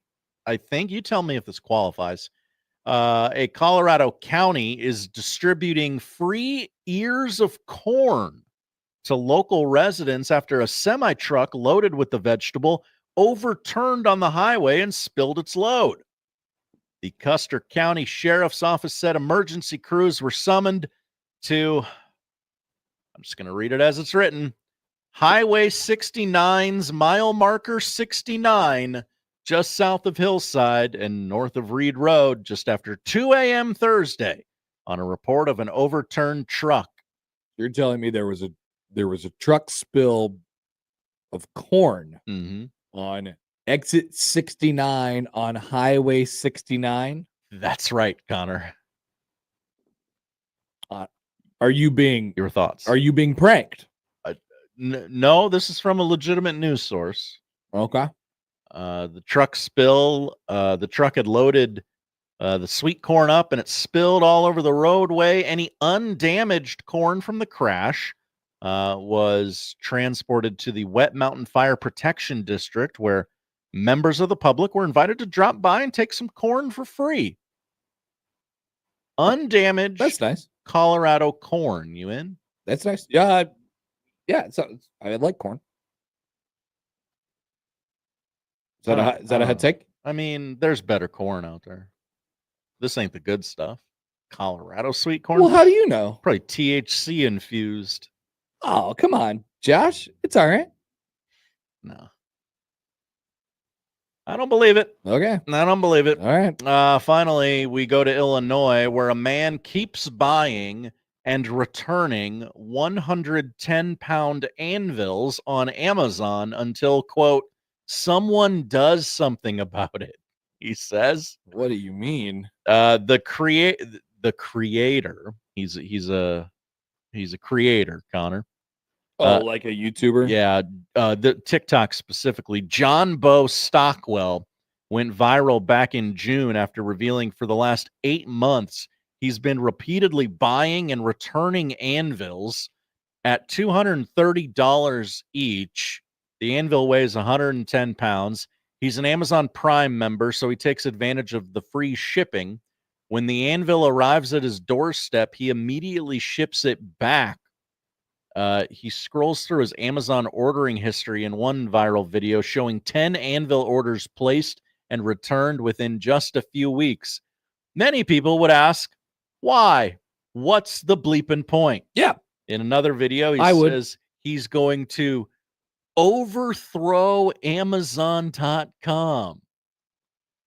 Doesn't really explain how, but I don't think he's going to do that. I mean, just imagine the delivery worker who has to walk that 110-pound anvil up to the doorstep, knowing by this point they know, right? I'm just going to have to ship this back. Unless this is pointless for me to walk it to the doorstep. Yeah, I will say though, if you made your thumbnail today for this show, Josh, like I'm going to overthrow Amazon, that might get some clicks. We do love clicks. It could get some clicks. Mm-hmm. I would never order an anvil. Put that on the board. Okay. I will never order an anvil nor return it because I will never order it. Yeah, that's my take. A lot of follow-up questions. I don't know how it's going to bankrupt Amazon, but you know, don't know unless you try, right? Josh, thank you. Thank you, Connor. That is the odd news. The noon hour is coming up and it's wide open, which means it's for you. If you called in before when our illustrious guests were joining the show and Josh said, go bleep yourself. No. Or Josh said, maybe call back at noon. I love the callers. Well, it's noon. I'm the Josh who loves the callers most at 1620 The Zone. The callers in the co-hosts had a rocky relationship last night. We need to make amends. Give us a call, send us a text, get in touch with the show, 402-951-1620. We're back after this on 1620 The Zone.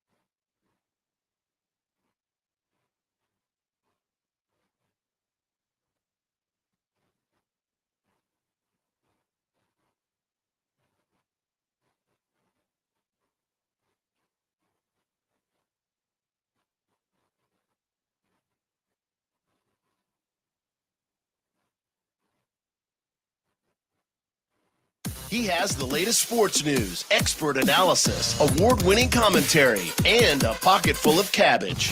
Can you give us an indication why? Just in case there's a sauerkraut emergency. Let's get back to the Connor Happer Show on 1620 The Zone. Welcome back. Noon hour, the Connor Happer Show here on 1620 The Zone and on 1620thezone.com. Connor Happer and Josh Odson with you. We'd like to remind you all that fall is just around the corner, and 1620 The Zone is giving you a chance to win a season pass to Nebraska's favorite fall attraction. That's Vala's Pumpkin Patch. Of course, you can win 2 2025 season passes to Vala's. Enjoy the fall family fun that Vala's has to offer. Enter right now on our website. Once again, 2 season passes to Vala's, 1620thezone.com. We are still reacting to Nebraska's 20-17 win last night. There's a variety of things in which we really haven't talked much about today. Elijah Pritchett's false start, the punting, the special teams, Archie, Dylon acting like Patrick Mahomes again. Well, they were on television, so he was looking like Patrick Mahomes again, and the nation can't. It feels like they remember every single week that Dylan Raiola plays a football game. It's like, oh yeah, there's this guy who kind of does a lot of stuff like Patrick Mahomes. So that was a re-realization for America. Just getting back into football season. This stuff happens. Yep, got to get back into football shape, as we all do. And we're joined now on the Prairie Flower Casino Zone hotline. Here is Josh. Josh, good afternoon. How are you? I'm great. How are you? I'm all right. I'm hanging in there. I wanted to say kudos and congratulations on your prediction on the turnovers at the round table. I think you're the only one that said 0. I said, I think I said or under. You said under. I said plus. I thought they were going to go like +3, and they ended up going +2. Like I was a little ahead of everybody, I think. But you're the only one that gave them a little bit of props. Gave him a little bit of props. Kind of protect the ball. Yeah, everybody else is a little more pessimistic about it, but I think I was on the same page as you. Thank you, welcome. Josh. I mean, that was a really good take on that. Hey, got anything else? I'm just kind of. I wanted to ask you and or Josh, what is after this first game? I know it's the first game of the season. You got to take it with a grain of salt, and you got to look at it from afar. But does your guys' predictions of the year change after what you guys saw yesterday, or do you want to see a couple more games to maybe submit a new prediction or a new feeling of what you guys get on this new year? Josh, thank you for the call. That is a great jumping off point for the hour here. So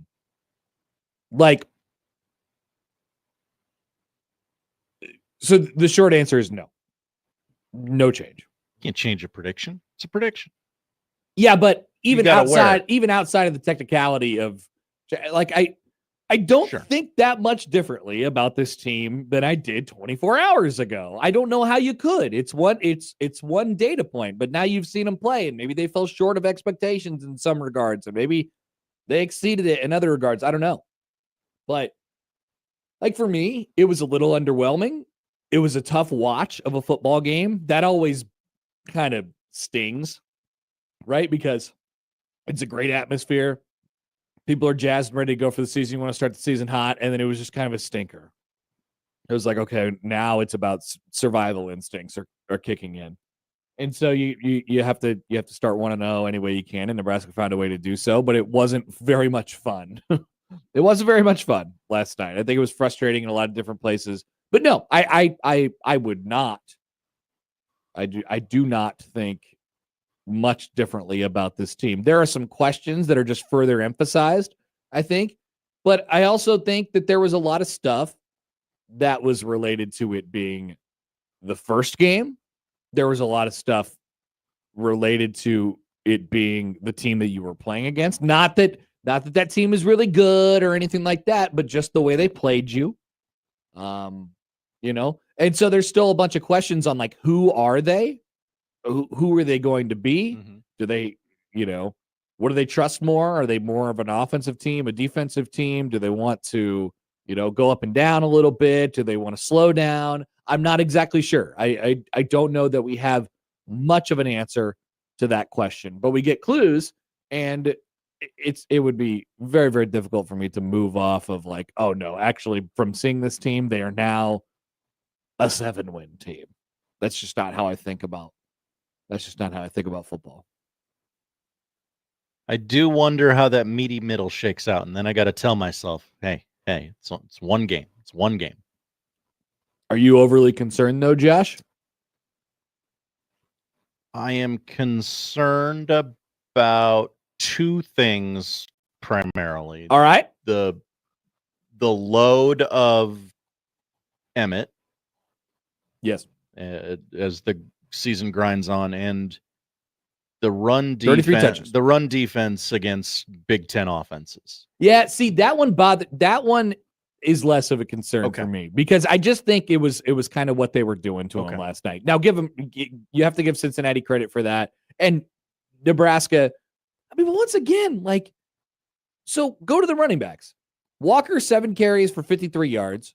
Pryor 5 carries for 29 yards. I mean, those are relatively good numbers, but not a huge sample size. They didn't really have many opportunities to do so. Nebraska kind of successfully played keep away. And then Sorsby, I got to go back to the first 3 quarters thing. But Sorsby, I wonder what he was rushing through 3 quarters, if I can find it here. But I have to get refamiliarized with the old stat broadcast thing. If it was Ken Palm, you'd be zipping in and out of there. I would be. There's a lot of buttons. There's a lot of buttons on this. I had my 3rd quarter stat sheet that they delivered to me last night, but I left it in my backpack, of course. Like, I don't know. If you're asking me which side of the ball, like, I have more concerns about, it's not the defensive side of the ball. I thought the defense was generally pretty good last night. Yeah. Like the defensive backfield, I thought they rallied to the ball well. Sorsby got loose a couple times. You can live with it. The stats don't look great because he ended up running for what? He just in particular ended up running for 96, and they ran for 202. More than I expected. And yes, they got more done on the ground than I thought they would. But once again, a lot of this stuff is late game, scramble situation. We're going fast, and the quarterback makes a couple plays on you. You could tighten that up. And you're not going to have a bunch of quarterbacks like that playing against you for the entire season. God, so I hope not. There's that piece of it. That's why we moved to the Big Ten, to get away from that. But once again, I'm not talking about good or bad. I'm talking about guys who could beat you with their legs and would prefer to beat you with their legs. He threw for 69 yards. Nice. For the record. Back to the phones. Here is Nebraska ball Mike on the hotline. Mike, how we doing? Hello. Let this be exhibit A to why everything shouldn't be hooked up to the internet. My internet goes out 10 minutes before we kick off, and I miss the first half. Oh. Wow. When was the last time your internet went out before that? Was it like a year ago? It was like a couple of days ago, but it was 2 a.m. and nobody cared.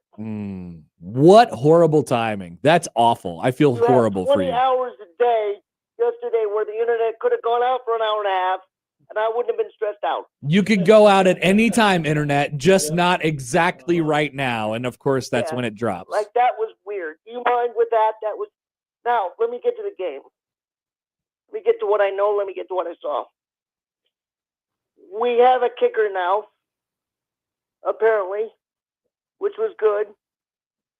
Archie, you can breathe. You can do this. We know you can do this. Just wait till you get home. Then you'll really feel it. As far as what Dylan did, hey, look, we had multiple guys on this team catch 5 passes. I don't know when the last time that ever happened was. Okay?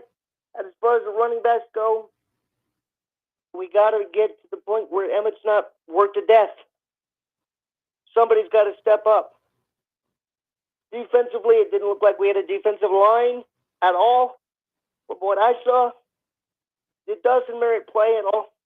Yeah, I think he played a play, maybe a snap on defense. He's a 4. You got to get him in there. If you don't, we walk. 4 snaps. 4 snaps on You defense. don't want him walking because people are dumb.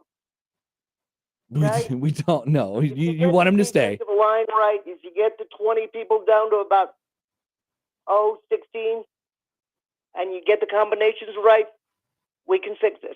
Yeah, they'll tighten it up. I don't know if Dawson Merritt will be like, he'll be, I don't know if he'll be up there with the other linebackers this year, but good to get him some experience in game 1. I'm a little worried about Michigan, but hey, look, at least we're not Boise State. That is a great point. Thank you, Mike. All right. See. Enjoy it, gentlemen. You get the whole weekend to watch. I cannot wait to do exactly that. That's Nebraska ball, Mike, everybody. That is the way it goes, though, with internet.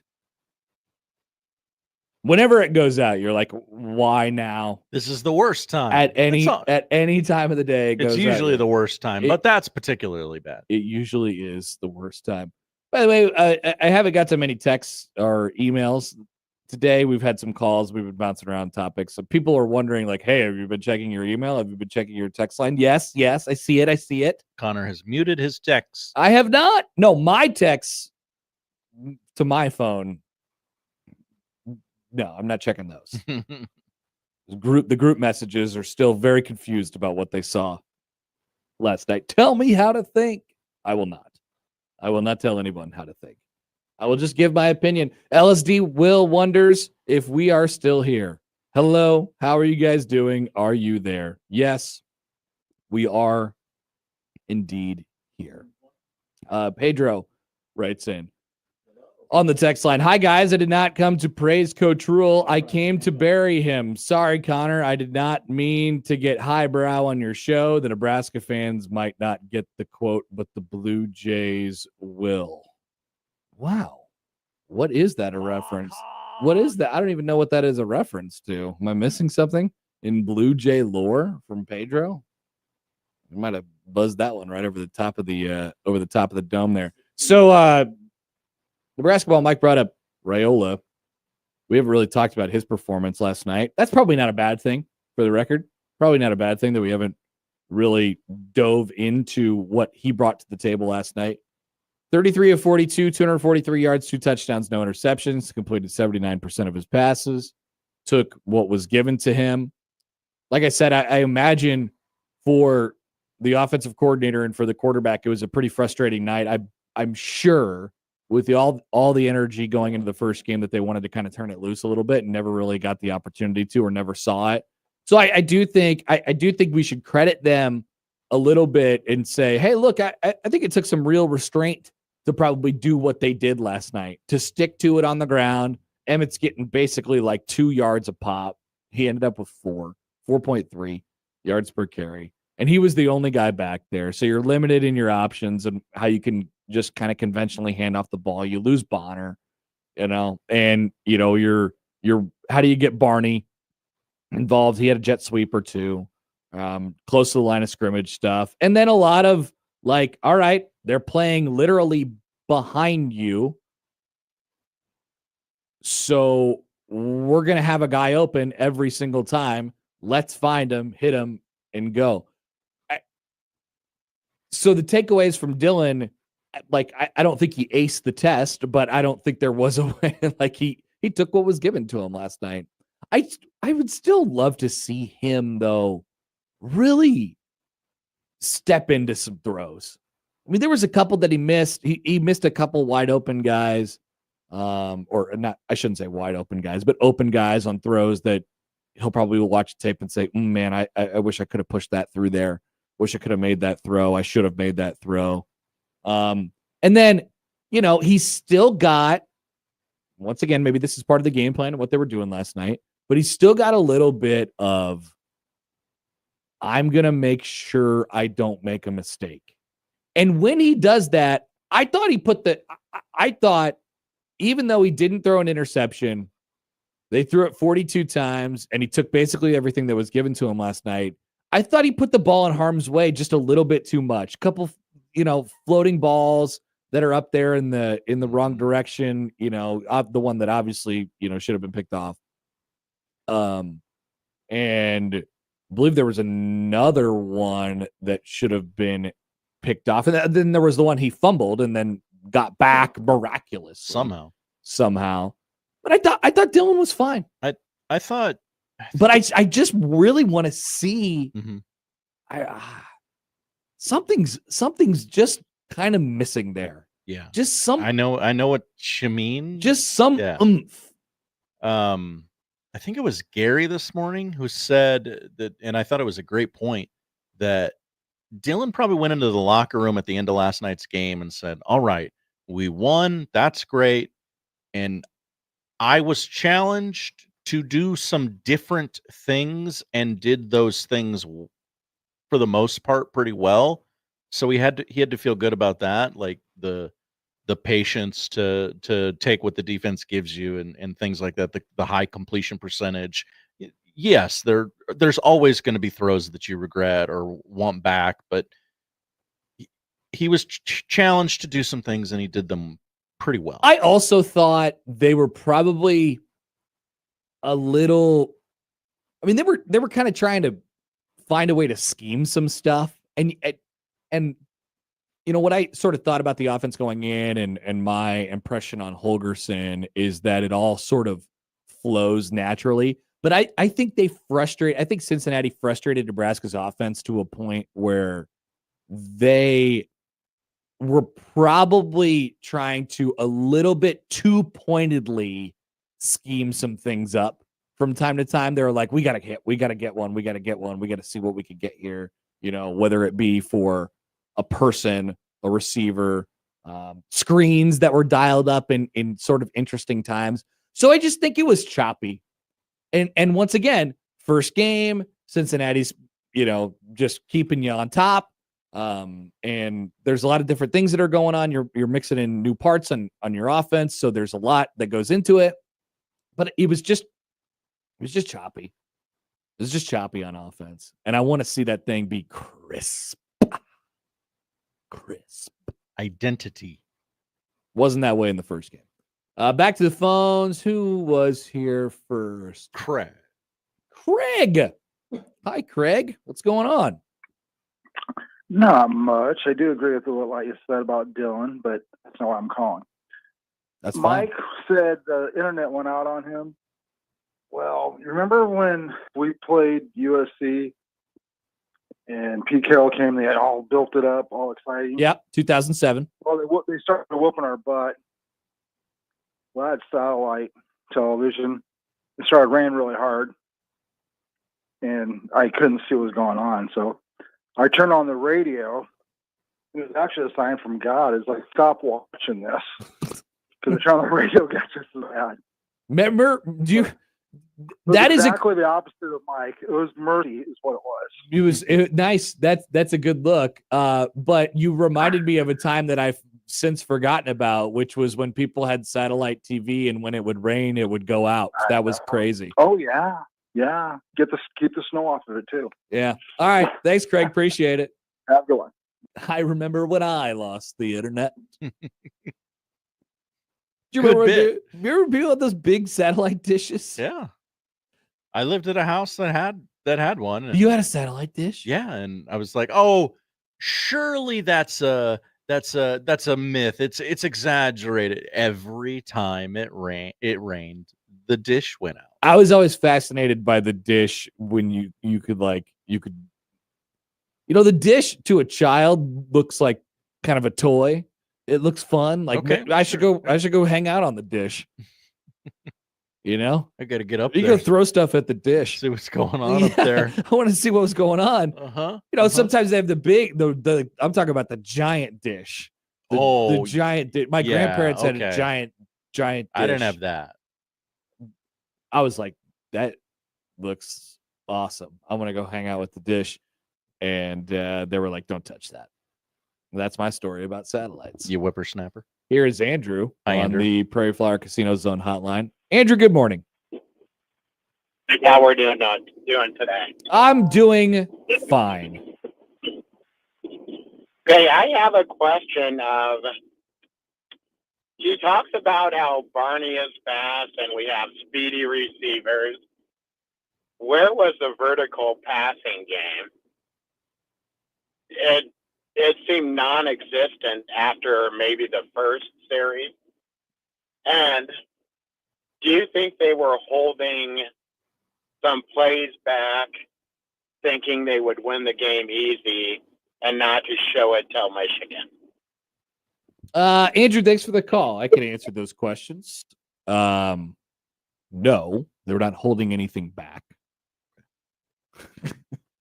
Are you on pins and needles for that one? I was. No, I don't think that was. I don't think that was part of their process. And then like I sat there and watched the game last night, and I thought, can they just try it?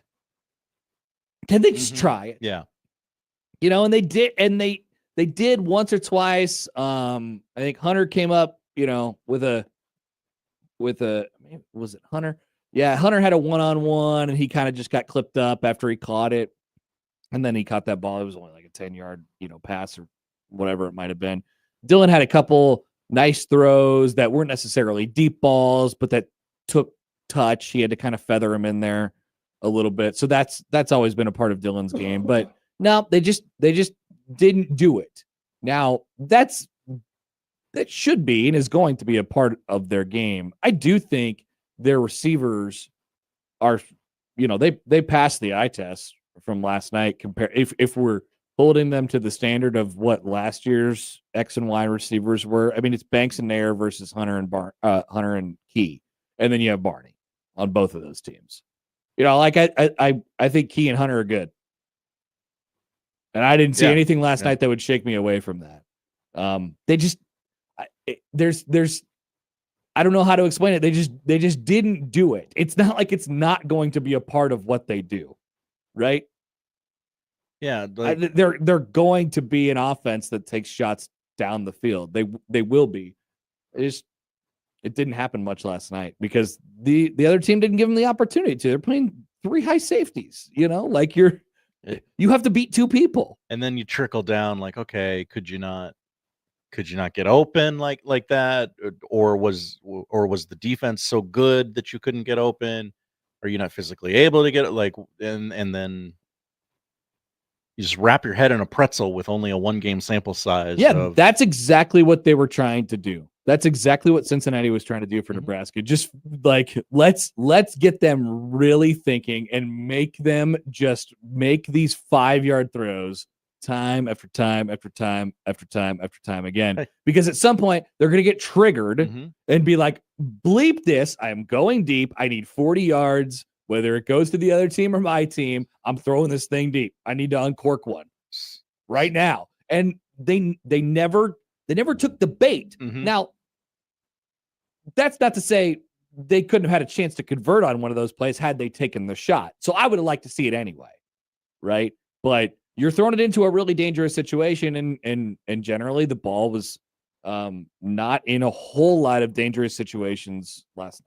So I really hate to do this, but what is this? Do you remember? I don't know. I think it was probably about 4 years ago now, maybe less, maybe more. I don't know. But the NFL as a whole gathered around and said, we're going to make Patrick Mahomes dink and dunk his way down the field. Oh, I bet you he won't. And it took him quite a while to just not say, believe it, I'm throwing it deep. Yeah. Catch up. Yeah. I hate to make the Mahomes comparison, but he was seemingly challenged last night. I bet you won't throw it 5 yards all night long. I suppose you bring up an interesting point on why. Now, I without knowing Cincinnati and how they play on a regular basis, I guess I just assume that's kind of who they are. We like our D-line. We're going to keep everything in the passing game in front of us. But you bring up an interesting question from the perspective of why did they feel like that was the right thing to do against Nebraska? Why did they feel like that was the right thing to take away? And It's not like Dylan has shown over and over in his career that he can beat you with a deep ball. Right. It's not like that. Right. He has not had the Mahomes Tyreek Hill career yet. Correct. You Yes. know, so that's something to ponder. But I think it's just generally how they play, how Cincinnati decides to play, and I was a little surprised at how Nebraska kind of approached that game. I thought they might go, a little bit quicker in the early going, but yeah, there was a game inside the game last night. There's no doubt about that. We have many texts that we can get to. We'll try to not leave you by the wayside, texters. We'll get to you, I promise. We love the texters. We love the texters. We love the callers. Many callers for many sides. If you are on Interstate 29 still, good luck. I've received a couple more pictures in the last hour or so. Looks busy out there. Oh yeah? Is it It looks busy. Is it a parking lot? I don't know that they're parked, but I saw cars and a lot of them. So many people were staying for the Royals game tonight. I don't know if you knew this, Connor. It's Husker night at the K. Really? Yeah. The K? Mm-hmm. Now, where's that in comparison to the football stadium? Oh, well, that's the kind of quaint thing about Kansas City. They're in the same parking lot. Oh, by the way, I was going to mention this too. Another thing about Arrowhead. So it was definitely at a lull of Nebraska was in big time nervous time. End of the game, they're trying to put it away. They need a couple first downs to get there. They don't end up doing so. It was during that point, Josh Peterson and I left, and we went out to the RV to get ready for the postgame show. And we are walking right outside of the west side of the stadium, right outside. And we couldn't hear anything that was going on inside. All we heard were the PA announcements, not from inside the bowl of the stadium, but from the entrance areas. Welcome to GEHA, Arrowhead Field. Mm-hmm. I was amazed. Is a team game. I was amazed at, there's got to be a reason why that place is so loud. It must just retain sound in this bowl, because it didn't escape out the top. It did not. No, because you walk around Memorial Stadium while the game is still going on, you could hear everything that goes on. You could hear Nate Rourke talking about what play was what. You could hear it from miles away because it's kind of open and it's not necessarily connected. But man, that just whoosh, and you can't hear. You could hear a crowd pop when it goes, but it's like you were walking just down a neighborhood street with 75,000 people inside. If it's not like a pivotal moment of the game, it's actually wild. And your uncle's stinky RV. Yep.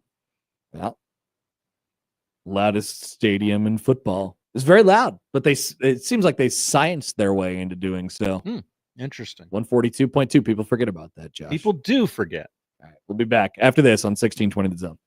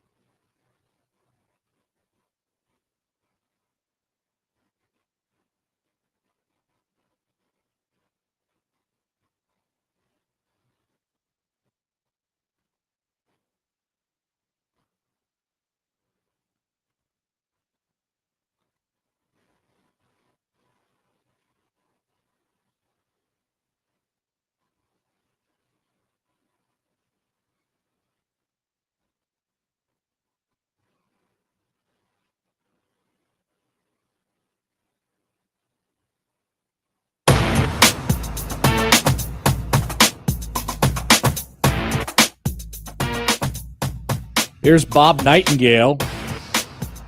Oh, hi, Bob. This is a sports show. People forget it's not just Nebraska football. So here's what else matters. Baseball is a sport, Josh. People forget. It's still happening.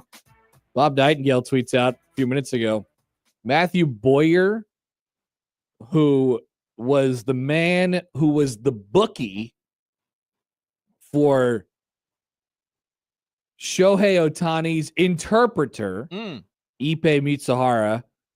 Oh, this was the bookie. The bookie for the bookie for Ipe receives 12 months and 1 day prison sentence. Now, I have no idea the math on how they do these things.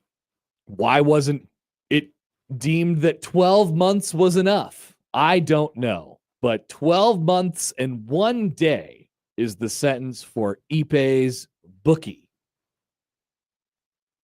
And that's your breaking news. Josh, we haven't talked.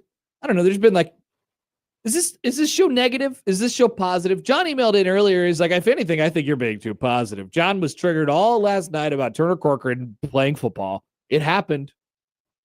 By the way, it happened. He played. They were rotating those tackles. He was in there. I will answer your question, but very quickly, I'd like to tie the loop on 12 months and 1 day. Oh, please do. It's often a tactic to grant the defendant eligibility for parole and good time credits. Those are only granted for sentences longer than 1 year. What's a good time credit? I want some of that. Good behavior. Like if you serve a day, it takes a day off your sentence in most states. Okay. All right. Josh knows about the law. I do. You call me Jack Mitchell. Are we too negative today? Okay. Yes, that was the question that I don't. Boy, last night was missing something. There's are no people doubt more about negative that. than us. There are people more positive than us. There are people more negative than us. There are probably people more positive than us. Definitely. But I don't know. I guess part of the tone of this show, by the way, is that we're dead tired and we would rather probably not talk about this game anymore. But that's. I thought about rewatching the first quarter as I was falling asleep last night. Whoa! And why did you do that? I gotta put it down. I gotta not hear about it or talk about it for the 30 minutes I'm going to be awake. I thought, well, maybe I could get the first quarter in or something. Wow. So what time did you go to bed last night? So here's the weird thing. I laid down at, I don't know what it was, 1:45, 2. And I sort of got a post-show adrenaline. Were you asleep when I got back?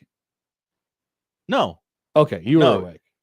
I don't remember seeing you. I was Big Red Overreaction would have been done if Matt had kind of wound it down a little quicker. Oh, did he continue on for a while? He was trying to give some takes and we our last caller didn't talk when we went to him, so nice. He felt the need to take another one, end on a good one. Yeah, he's like, Joey, if we got another one, throw it up there. And I'm like, no, it's 1:30. You have a show at 6. We're done here. Just land the plane. So you guys had just got off the air right when we got back. Yeah, because we basically all got back at the same time. I think John made it in the house while we were still on the air.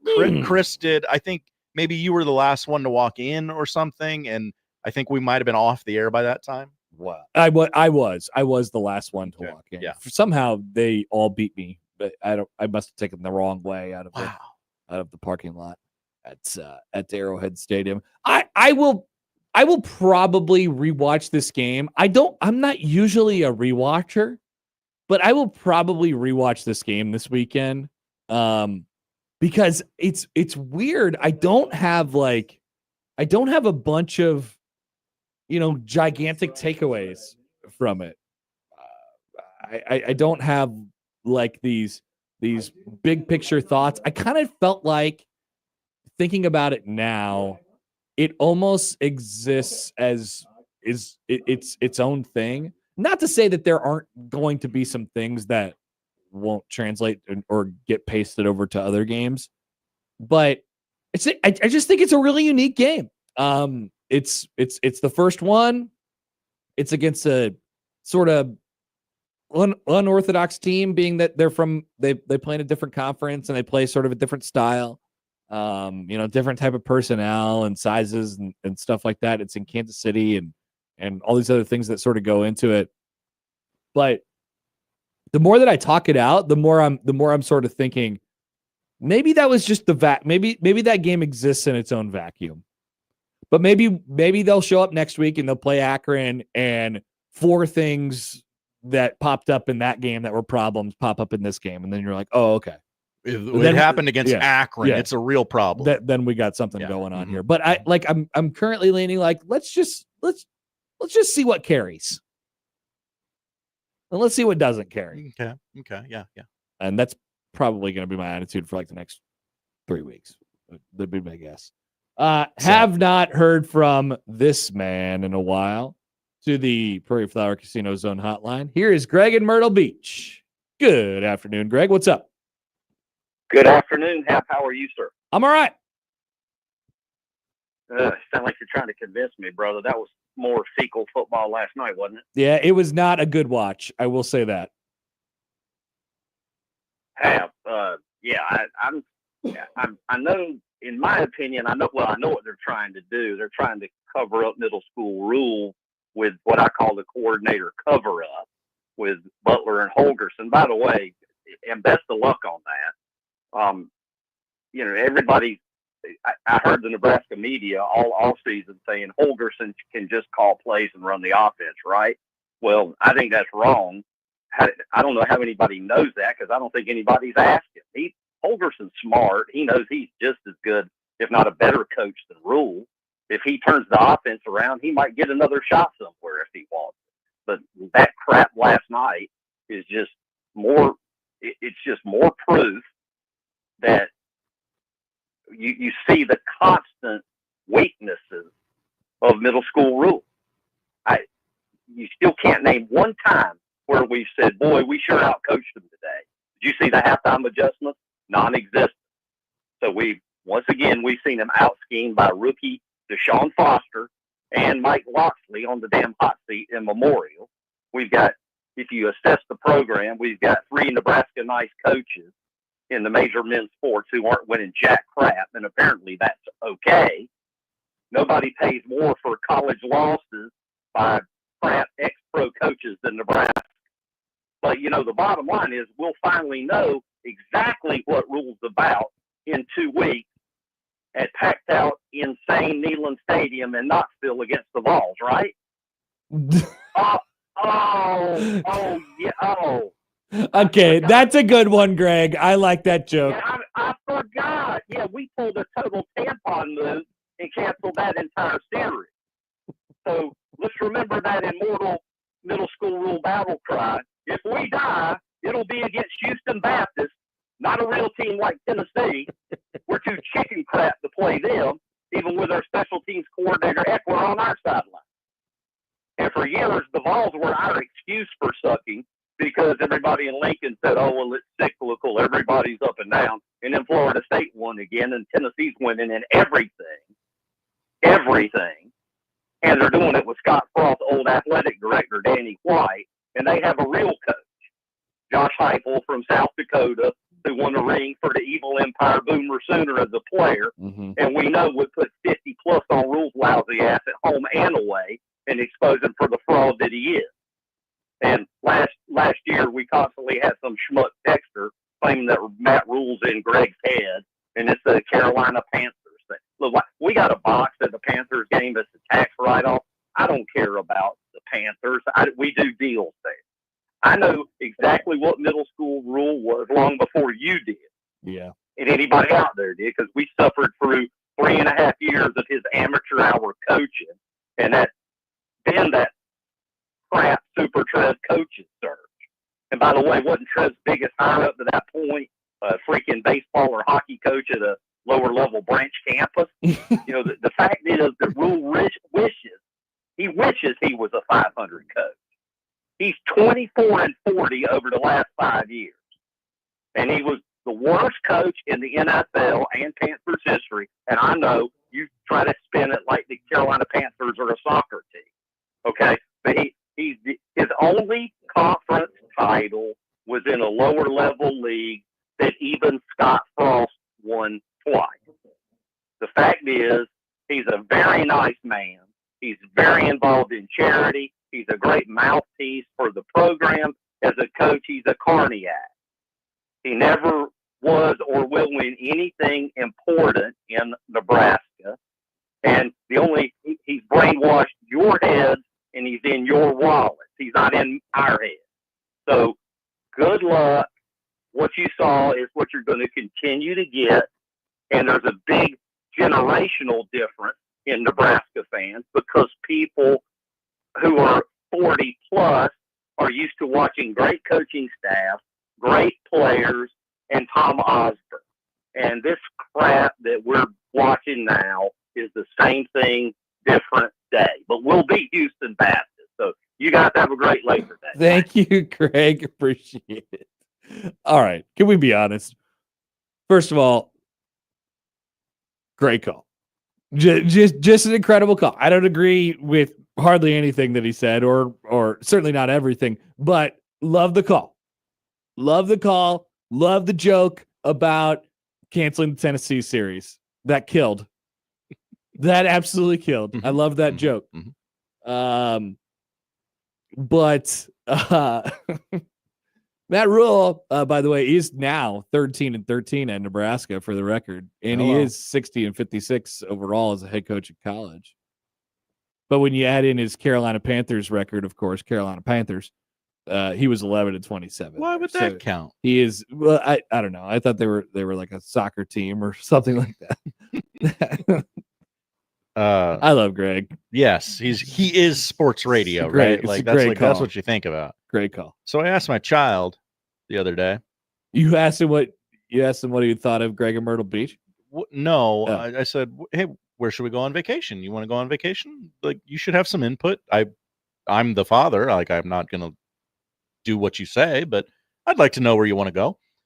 He said he wanted to go to Myrtle Beach. Oh, yes. And I don't know where a 6-year-old learns about Myrtle Beach. Yeah, where did he find out about Myrtle Beach? I'm going to guess something in the YouTube algo. I mean, this kid's on YouTube all the time. You got to check on that. Yeah. You got to check on that. Yeah. Also, UNO catching some strays. Whoa. In the Greg and Myrtle Beach call. I missed that. Tough times. All right, let's take a break. We do have a call that we'll get to on the other side. I love calls. We love the callers. We love the calls the most. Especially on a day such as today, this glorious day, which I don't know if you need reminding, Greg. 1 win, 0 losses. Undefeated. Back after this on 1620 The Zone. You made me do this. This is on you, producer Josh. The Connor Happer Show on 1620 The Zone.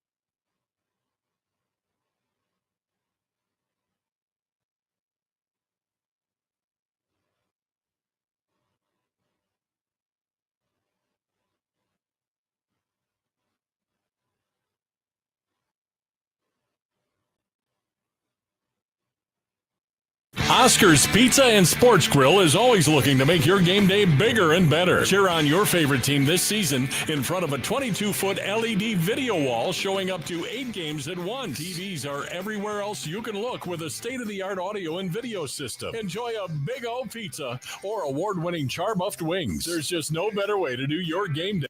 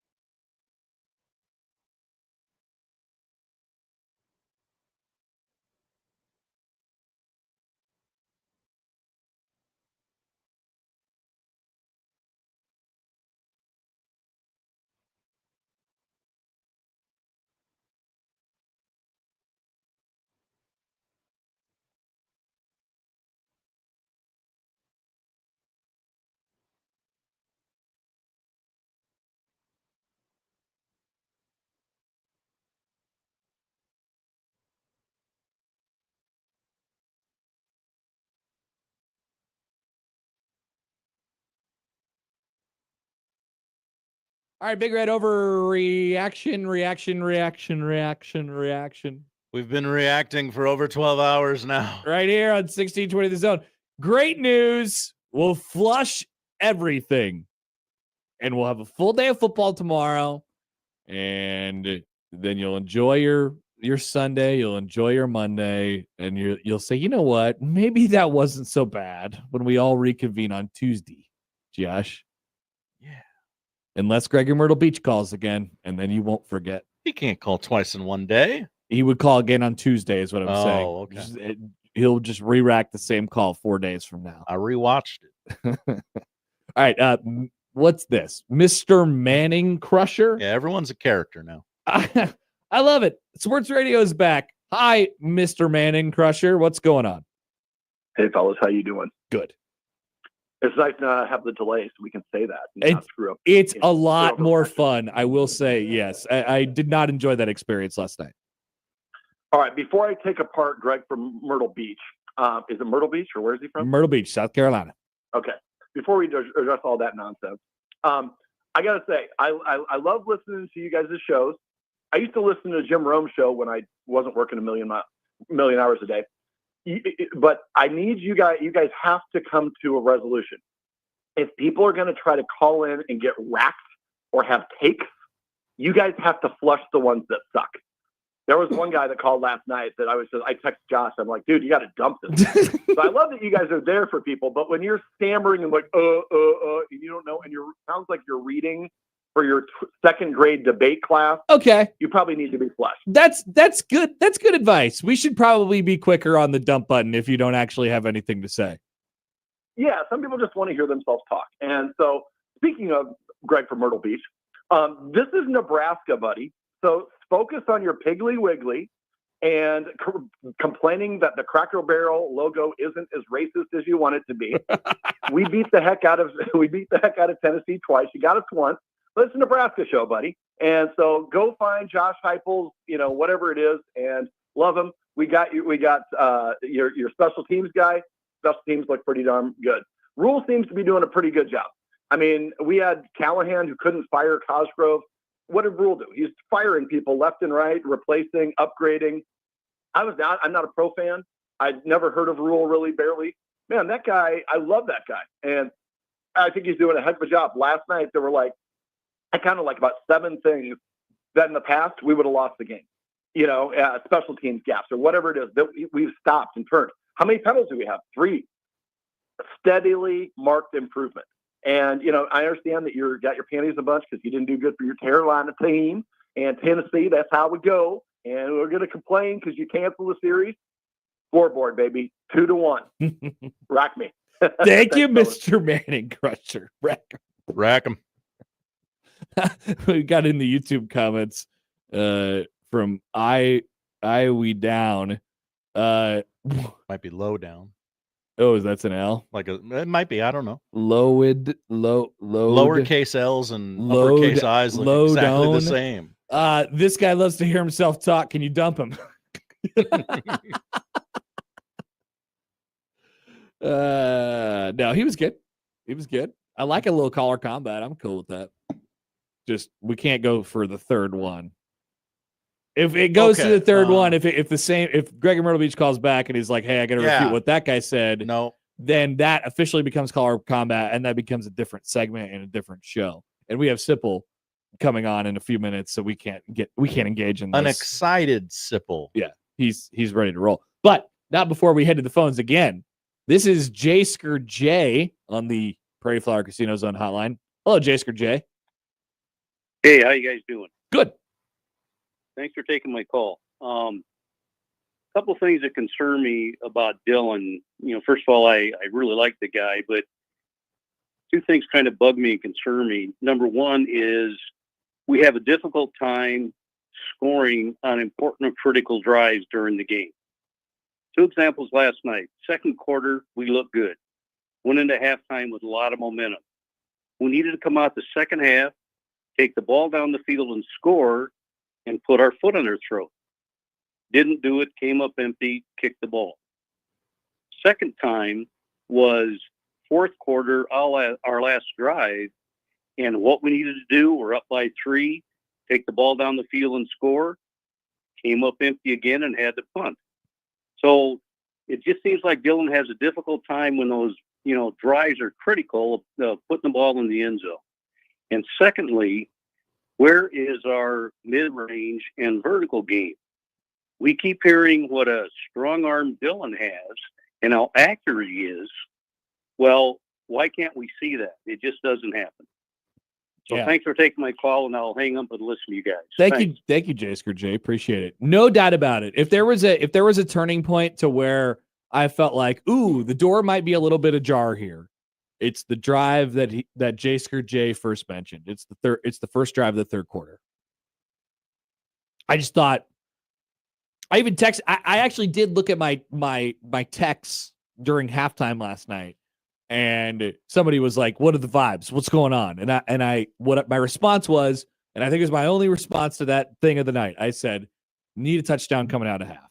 They need a touchdown coming out of half, and they did not get that touchdown coming out of half. And then the door just gets opened a little bit. Whose fault is it that they didn't score the touchdown coming out of half? Because I do think that's where the game turned towards Cincinnati. Now, once again, we talk about this as if Nebraska lost. They did not. They won. People forget. People do forget. But it turned in Cincinnati's direction, certainly right then and there, because the door became ajar. Whose fault is it? Is it Dana Holgerson's? Is it Matt Rule's? Is it Dylan Raiola's? Is it Emmett Johnson's? Is it Dane Key's? We were all trying to find out. Is it Heinrich Harburg? Whose fault is it? I don't know. It's a combination of all those people, probably. Except for Heine. I don't think he was in there. Because he wasn't good. I don't know. Then whose fault is it? Yeah. So that could present itself on the rewatch. Like I said earlier, I thought the offense was a little bit too, I don't know, schemy, last night. And I agree. I obviously agree with you on the vertical passing game. They need to get that going. But at the same time, they took a lot of profits last night, and ultimately it was enough to keep them on the positive side.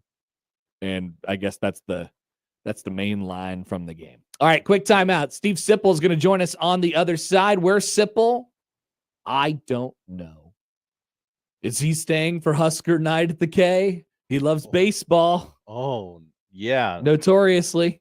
We know that about him. We'll be back with Sip next on 1620 The Zone.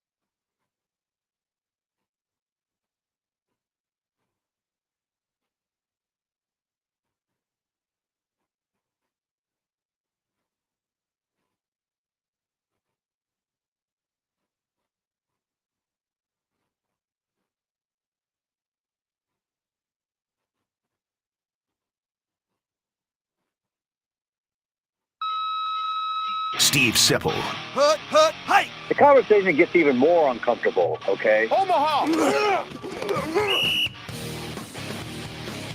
Steve Sipple on the Connor Happer Show on 1620, The Zone. Our good friend Steve Sipple, yes, he usually joins us during his interviews from his car. And normally people wonder, why is his seatbelt alarm going on and on and on and on? Why can I hear this constantly? Please buckle your seatbelt, Sipple. Well, you will not be hearing it in this one because he's buckled up and a passenger on I-29 right now. Hi, Sip. God, you think fast. You're right. You got all that right. I don't know how you did it. But yeah, I'm a passenger. Robin's driving. Robin washed it.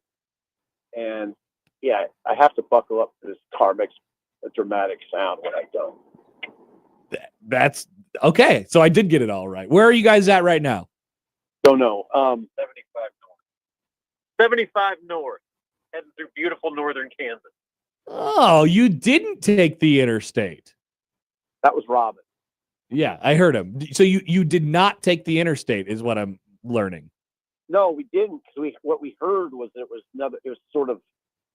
was unwieldy again, like it was maybe not like yesterday, but we heard it was unwieldy. Yeah, I bet it is pretty unwieldy out there. I've seen some pictures that are coming our way. Luckily, we left at 5:50 this morning to get back here to do the show. Ooh, who's we? Josh Odson and myself, and that's it. Okay, you guys stormed back there. We stormed back, and the other option was staying in Kansas City and doing the show, and I did not want to get home at 6 today. That would have been bad. No. So okay, well, you made it back. Good job. And we're heading back, and it was did you have a fun trip? Yeah, we did. We had a ton of fun. It was great to see you last night. That was fun to see you guys. The 1620 representation was strong. Oh yeah, we rolled deep. Even though we were credentialed by a variety of different organizations. Battle Sports. Josh is a member of Battle Sports, and there was another member of our team that was credentialed by the athletic department. I don't know what was going on at that event. What's Battle Sports, Josh? That was the people who ran the event, the Battle Sports Kansas City Classic. Yeah, I have no idea on that stuff because Robin and Sean handle everything. They just tell you where to go and you just show up. I like that, yep. Simple. You're just along for the ride. It's been like that for a lot of years for me. Okay, but you're along the ride for the game last night. How was the first of 12 roller coaster experiences this year for Nebraska football? Well, I mean, the bottom line is good, and I think we have to take it. I don't know what you guys have talked about, so I don't want to just echo everything you said. I think the one thing that is possibly the thing to watch in Cincinnati is that I think they might be pretty good. Okay. And so Nebraska might have been a pretty good team. That's what you got to hope if you're a Nebraska fan.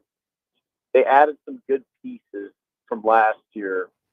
I thought they looked pretty good. I think it's a good win.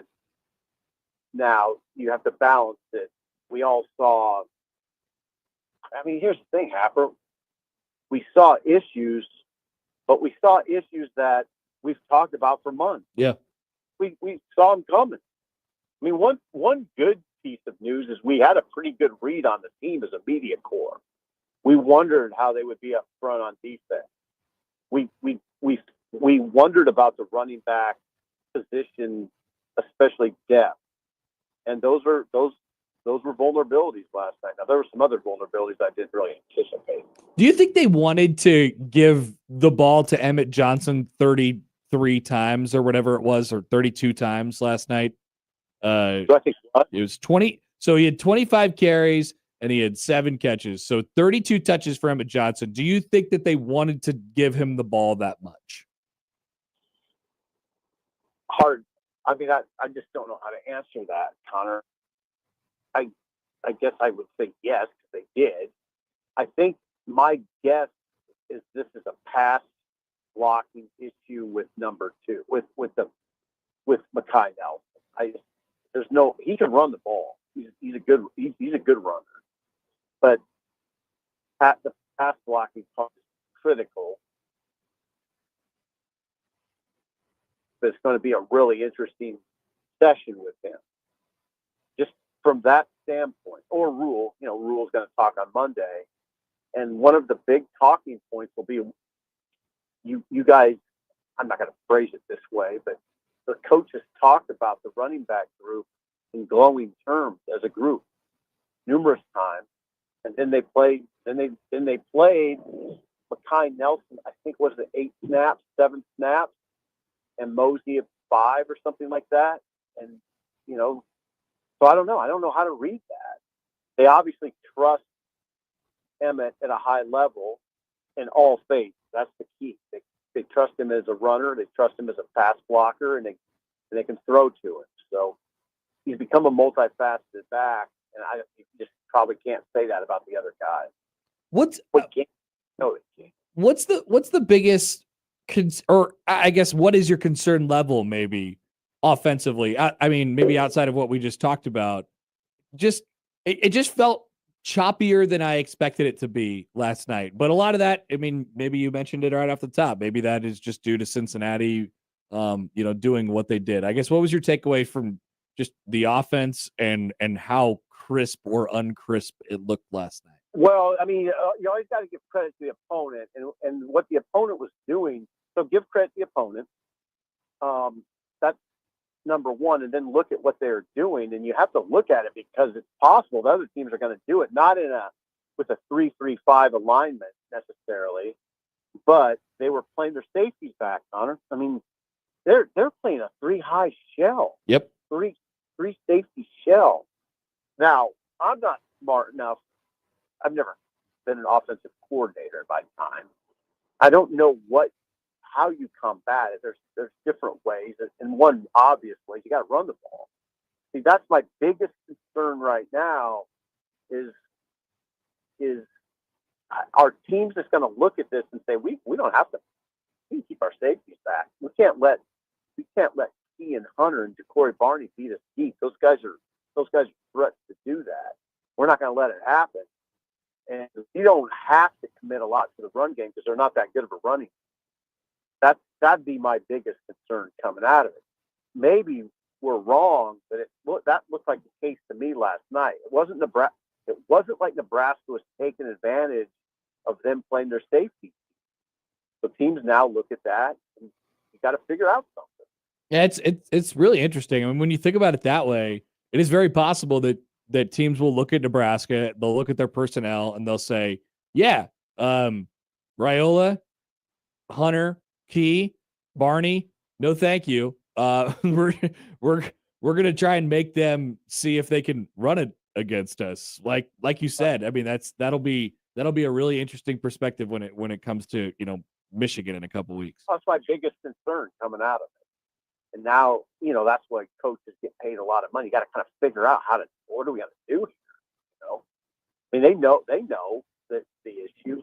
You got to kind of figure out how to address it. Is that a negative reflection on Emmett Johnson, or is that just a team wide got to be able to run the ball thing? No, I don't think there's any negative reflection on Emmett. I mean, he is what he is. He's a good back, and like I said, he's become a good all-around back. Now, what I've said about Emmett Johnson all along is he's not a great running back. Not, and I don't mind. I know that doesn't. I know people are not going to like that. He's the best they got. There's no doubt about that. For sure. But I don't. It's a really tricky conversation. I know people are going to bite back, which is fine. But I would just counter with, I covered the team for 30 years, and I saw great running backs. Okay. I mean, how do people forget? I don't get it. Like you forget Lawrence Phillips, you forget Amon Green, you forget Amir Abdullah. Amir Abdullah ran for 1,500 yards, then 1,600 yards. I mean, I don't see a scenario where Emmett Johnson's running for 1,600 yards. It wasn't like Emmett was running behind it wasn't like Amir was running behind outstanding offensive lines. He was just an outstanding back. Rex was an outstanding back. Emmett's a good back. He's a good back and clearly the best they have. Defensively, does your concern up front match the concern that you just explained about, how things go on offense? My concern with the defensive line. Yeah, does it match the same concern level as you might have on how teams might, defend Nebraska, like we just talked about? A little more concerned with the defensive line. I don't know how you're going to do it. I mean, one thing Robin mentioned is if you look at one informative thing to do is look at Husker Online when they do the snap counts and the grades. I think one thing that needs to happen is to flip Van Poppel's snaps and Judy's snaps.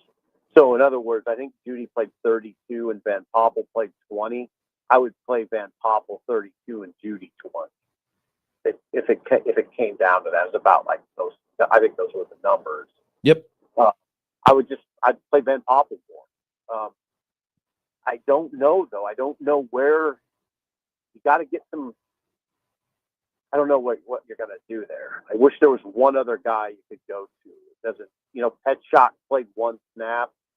Possible they can. He's a true freshman. He only played one snap. Maybe you can get him going as the season goes on. Jalen George played 18 snaps. Might be able to get him going a little bit more. Davis and Lenhart they just got to be good. But the thing about that line is, and we probably didn't emphasize it enough, is it's not very big. No. This is not a very big line. Lenhart is a good player. He's not very big. Yet Davis is a good player. Not very big. If you're looking for this conversation is fairly negative. If you're looking for a bright spot, when Neri's playing 38 snaps is a good sign. They trust him at that level. Now he got moved out of there a little bit too much in the run game. Just got moved. They're just moving him. That's his strength is obviously it's going to be on passing down. But it was good to see him out there that much, and he made plays. They're real, and you know what? Linebackers are good. Secondary's probably better than I thought. They struggled last year. I don't think they're going to struggle this year. Sierra Wright played 48 snaps and was targeted one time. They weren't throwing to Sierra Wright's side. 48 snaps, targeted one time. That's really good. I mean, he was just excellent last night. And Andrew Martin, pretty much all those guys in the secondary were good last night. So that was good. Shavers made a monster play. McCullough was good. Javin Wright was definitely like a B level. I thought he had a B level night. And the secondary was just excellent. So there's bright spots. You just got to figure out. I don't know. It's hard to scheme around vulnerabilities up front. Well, I wonder too, Sipple, how much of the, this is the entirety of the defense, but we're specifically talking about the defensive line. How much more difficult it is when you have a quarterback like Sorsby who, is trying to move off his spot a little bit, and that's not always going to be the case. Maybe there are better matchups out there for this defensive line for what they want to be, which is a movement, type of front. Good point. Now, the game that comes to mind, of course, is Michigan, and they will have a mobile quarterback. They will, and it'll cause problems. That's the game. You start to think about in the back of your head as they're playing these next two. I hope I don't sound alarmist because we've been talking about it in the car. There's a lot of teams that play a first game and you come out of it going, oh God, there's work to do. That's still the nature of the beast. So, they got a couple weeks to work on things. And you're exactly right. They're not always going to. Thorsby's good. They're not going to face a Thorsby every weekend. He's good. He's you saw him when he goes upfield. It's a 6'2", 235 and can run. So, yeah. And again, I go back to what I said at the start of the conversation. I thought Cincinnati was pretty good, and they might be a little bit better than people think. All right, Sipple. We'll let you go. Continue with your safe drive back. I know Robin will get you home in a timely manner. Good to talk to you last night, and we'll see you soon. Yeah, continue with your excellent show. Thank you, Sipple. Steve Sipple. Maybe they're listening. Hello to all you out there who have tried to circumvent the great I-29 by using Highway 75. – Seems like a good move from the Hello, reports. Auburn, Nebraska. We love Auburn, don't we, folks? How we doing? Speaking of Auburn, they got a football game tonight down in the plains, Josh. They do. And we're gonna pick it because football is back, and not all football has to be sad or mildly disappointing. That's right. This is a game we love. Some football you could watch stress-free just for the fun of it. Now, wouldn't that be the dream? For love of the game? Well, I would offer you an entire college football slate this weekend. We'll pick a few games when we return. Also, I have just received a tweet from Matt McMaster. A tweet from Matt. So young Matt is headed out to Denver to participate in a wedding. He's not the groom, but he's got to be there. So he's flying out of Kansas City. And Thought the Rocky Mountains would be a little rockier. What do I always tell people at the Kansas City airport, Josh? Smells like barbecue. They pump in the barbecue through the ducts. I'm convinced. So Matt's first impression is this. I totally thought Connor was smoking. I think he meant joking when he said the KC airport smelled like barbecue. Absolutely incredible stuff. Oh, I'm dead serious, baby. They are artificially pumping in barbecue smell through the ducts. I'm glad he was able to find out for himself. Through the ducts. Prove if you us don't wrong. know, now you know. Yeah. All right, we'll be back. We'll make some picks for the weekend. Oh, Josh Peterson, who recently got his Twitter account back, by the way. Yeah, congrats. Comments in on YouTube. Or he thought you were smoking weed. Hashtag high boy. That's what I thought. I totally thought Connor Happer was smoking when he said he wouldn't say that. Matt wouldn't say that. I don't know. What's more likely? Matt saying that or misspelling a word? Oh, misspelling more likely. Yeah, yes. That's my contest. Okay. That's what I'm thinking. Okay. I follow your train of thought too. All right. Back after this on 1620 The Zone.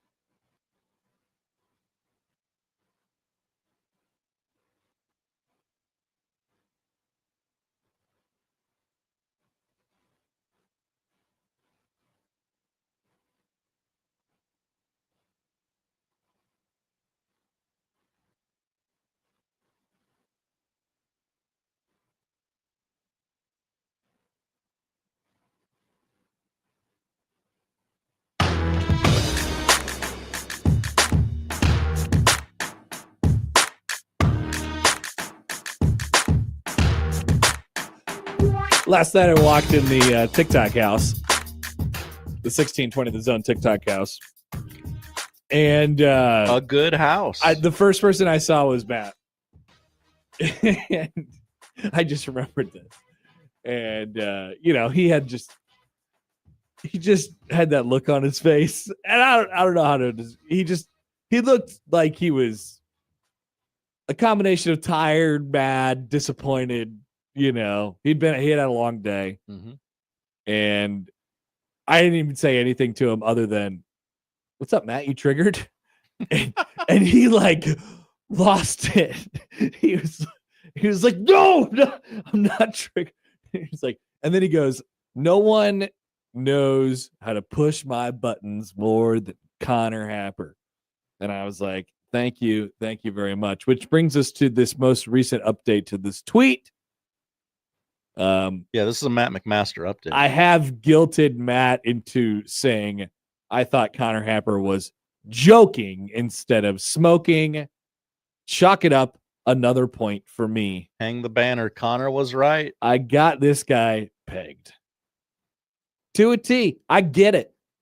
I get the youths, Josh. Interesting. I understand them. For a man they call Unk. I know. Matt's probably a little bit Unk too, to be honest with you. He's going to be just a in a great different way. Old man someday. Yeah, he will be. He's not there yet. It'll take some time, but we will most certainly get there.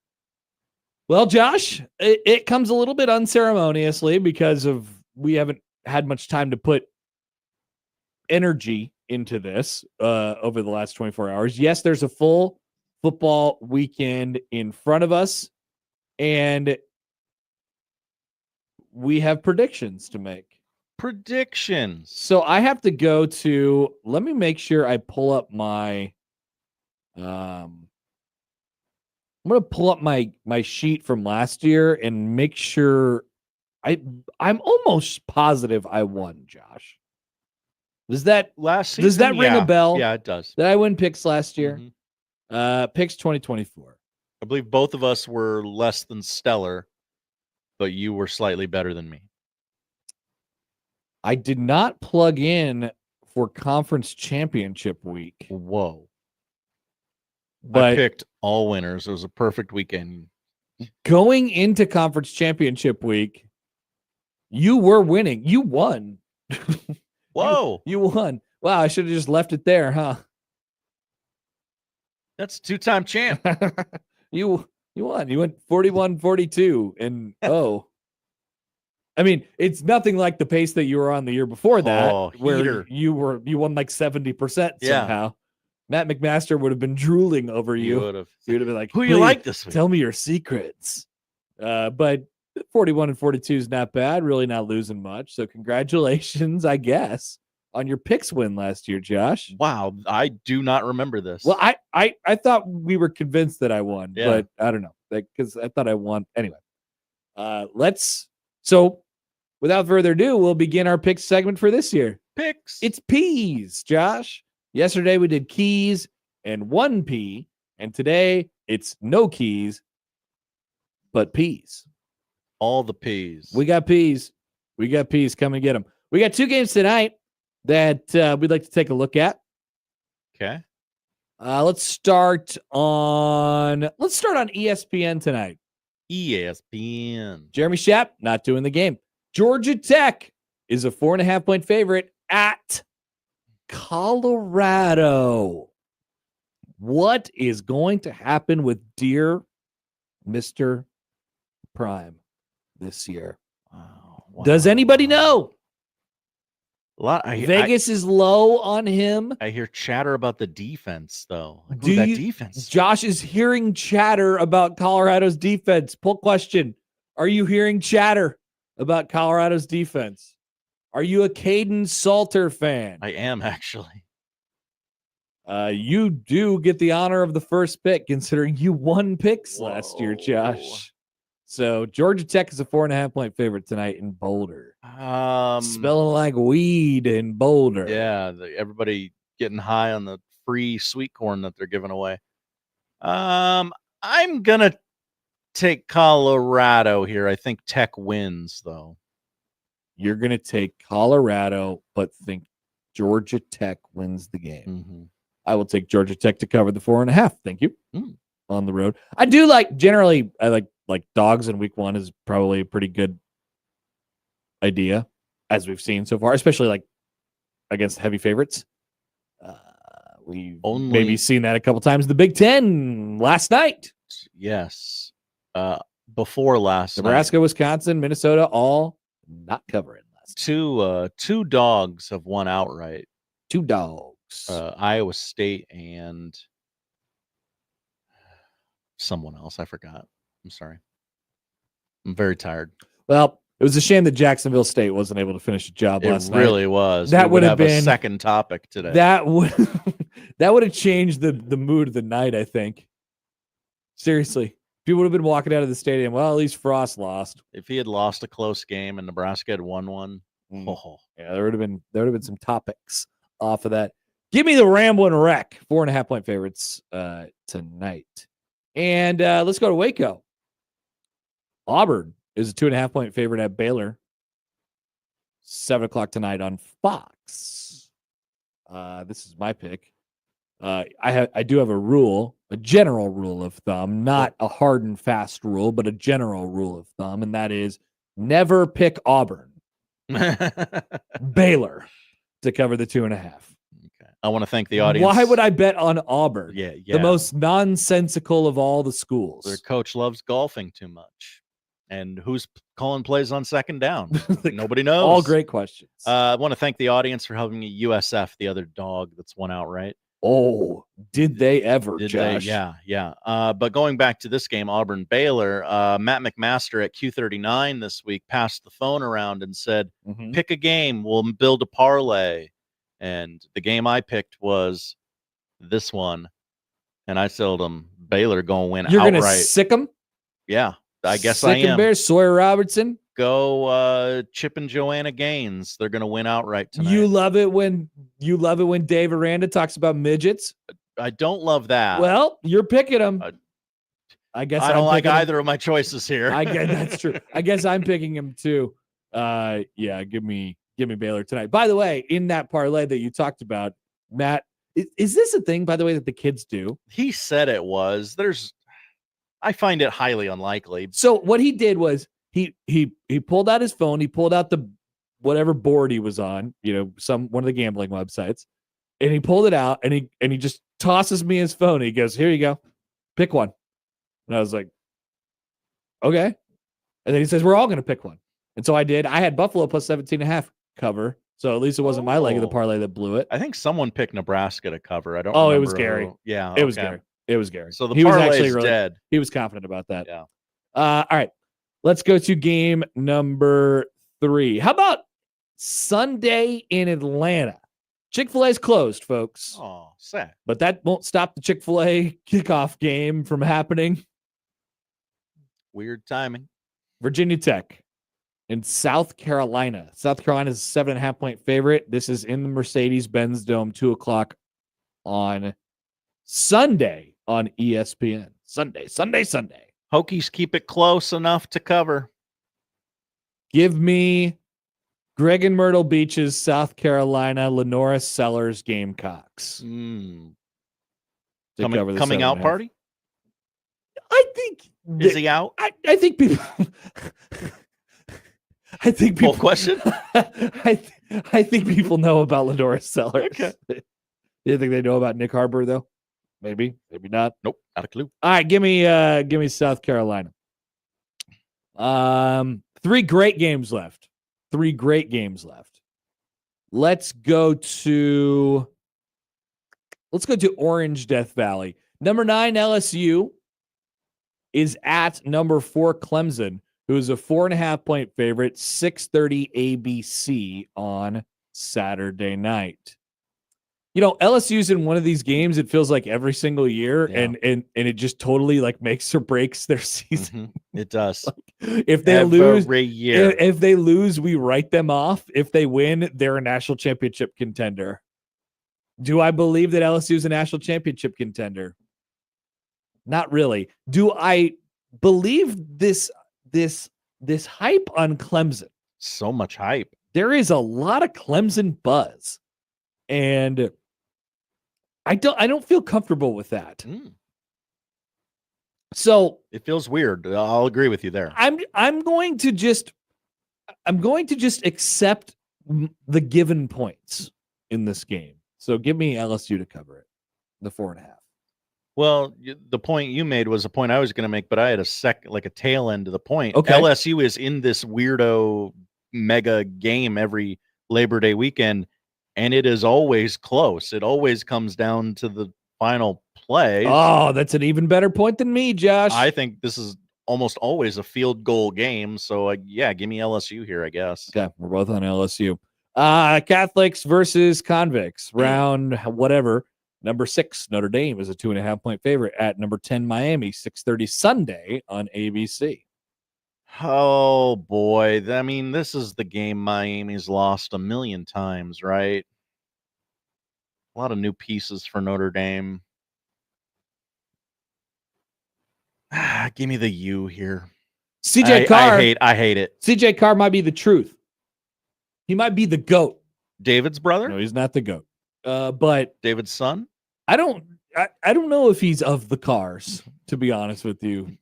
But I like some Notre Dame here. Ooh.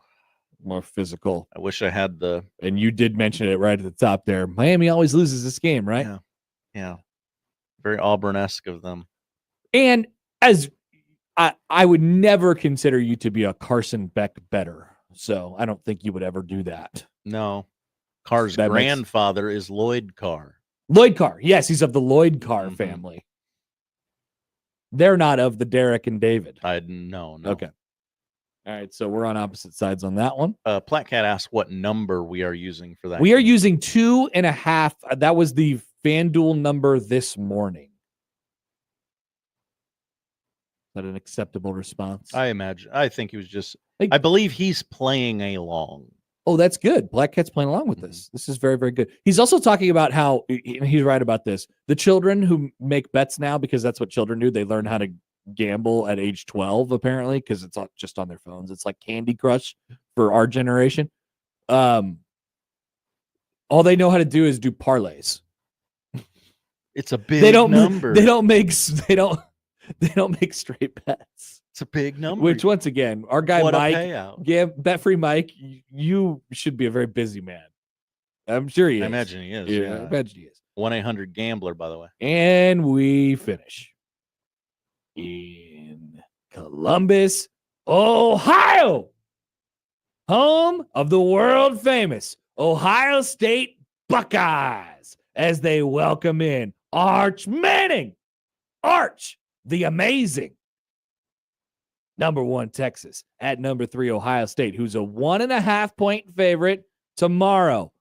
Gus Johnson, Joel Clark, and the All-American girl, Jenny Taft, 11 a.m. on Fox. Also, Lee Corso's final headgear pick. Gee, I wonder who he'll pick. Lee Corso, he's going Brutus. Connor Happer, he's going Brutus. You're going Brutus. I'm going Brutus. Give me the buck nuts. I'll go Texas just to be different. Thank you, Josh. You're giving me the number 1 team in the country to, I mean, it's a very small line. Here's my explanation, and I get it. Like, I think this is I'm going to check the total for this, actually. I think this is like a low possession, like, there's going to be it's a first game still, right? It's a first game of the season, a lot like it was last night in Kansas City. Arch doesn't have much experience. Neither does the other quarterback. I don't know if you've heard this. Julian Sane is a new person here. 46.5 is the total. Like, the number that I had in my head was like 17-13. I'm thinking that, like, I'm thinking late season, cold Michigan, Ohio State, that type of game. Nebraska scored more points than that with their worst offense in the history of the sport last night. And so the difference for me, wow, I have Ohio State now as a 1.5-point dog. Yes, Peterson in the chat says Texas being a 1.5 point favorite now is wild. So what do we do here? Let's play the updated number.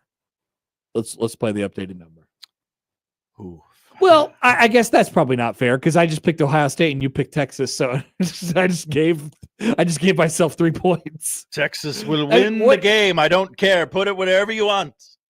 Okay, I'll take the 3.5 points then. Thank you. Texas will win the game. All right, I'll take. Wow, that flipped that hard. Wow. I know it's been changing a lot. But Now the final is definitely going to be 21-20. Blackhead says make it a pick'em. Maybe we should just say it's a pick'em. That's actually a good idea. Let's just do our own sportsbook odds on this. I'll just say pick'em. PK. Blackhead should do our odds, honestly. He should. Be a capper. Go to the Plattcat Sportsbook. All right. Those are our picks. Good picks. For week number 1 of college football, a week that I will enjoy. I already hate all my picks. I received an email from Caleb. Hi, Caleb. On the Equitable Bank inbox. Connor, our travel timeline yesterday was a group of 5 of us packed in my car, left at noon, took 6 hours to get to the stadium, took many random county roads, didn't even know there was a toll bridge out of Plattsmouth, had our stress levels through the roof during the game, had to help one friend get into the car. He had a little bit too much fun. Got in the car at 12:15, got home at 4. 2 friends went straight to work. Vibes were amazing. Would do it again. That is wild. Oh, this fan base, ourselves included, will never say no to the team's playing at Arrowhead. 3 hours right down the road, straight shot. Sign me up. Yeah, but I mean, I feel horrible today. Yeah. The going straight to work thing is just a wild move. I almost have nothing left. I'm sorry. I couldn't swallow going to bed for like 2.5 hours last night. Yeah. It was just like it felt not worth it to me, but I didn't know what else to do. I told you I had that little adrenaline run after the show. Yesterday, Big Red Overreaction last night, and I briefly debated in my own head, do I even go to bed? And then I knew, well, you're just going to fall asleep in the car, you idiot. Go to bed. And you did so either way. I did. Didn't matter what time it was, Josh. Quick little breaking news. Yes. You were asking about this gentleman yesterday. This is a Shams tweet. Shams, yeah. What's going on with Shams? Former Villanova head coach Kyle Neptune, a.k.a. Kyle Ineptune, has agreed to a deal to become an assistant coach with the Charlotte Hornets. Wow. Honk, honk. Honk, honk. Maybe he could finally tell him the secrets. Actually, Villanova handled Kalkbrenner pretty well because they didn't have a bunch of idiots who would try to dunk on him. I'm a dunk on this dude. No, you're not. They did, and they had Eric Dixon who pulled him out. Like Villanova actually handled him pretty well. Yeah. By the way, this is according to our friends from On3. They're reporting that Fox will televise Lee Corso's final headgear selection.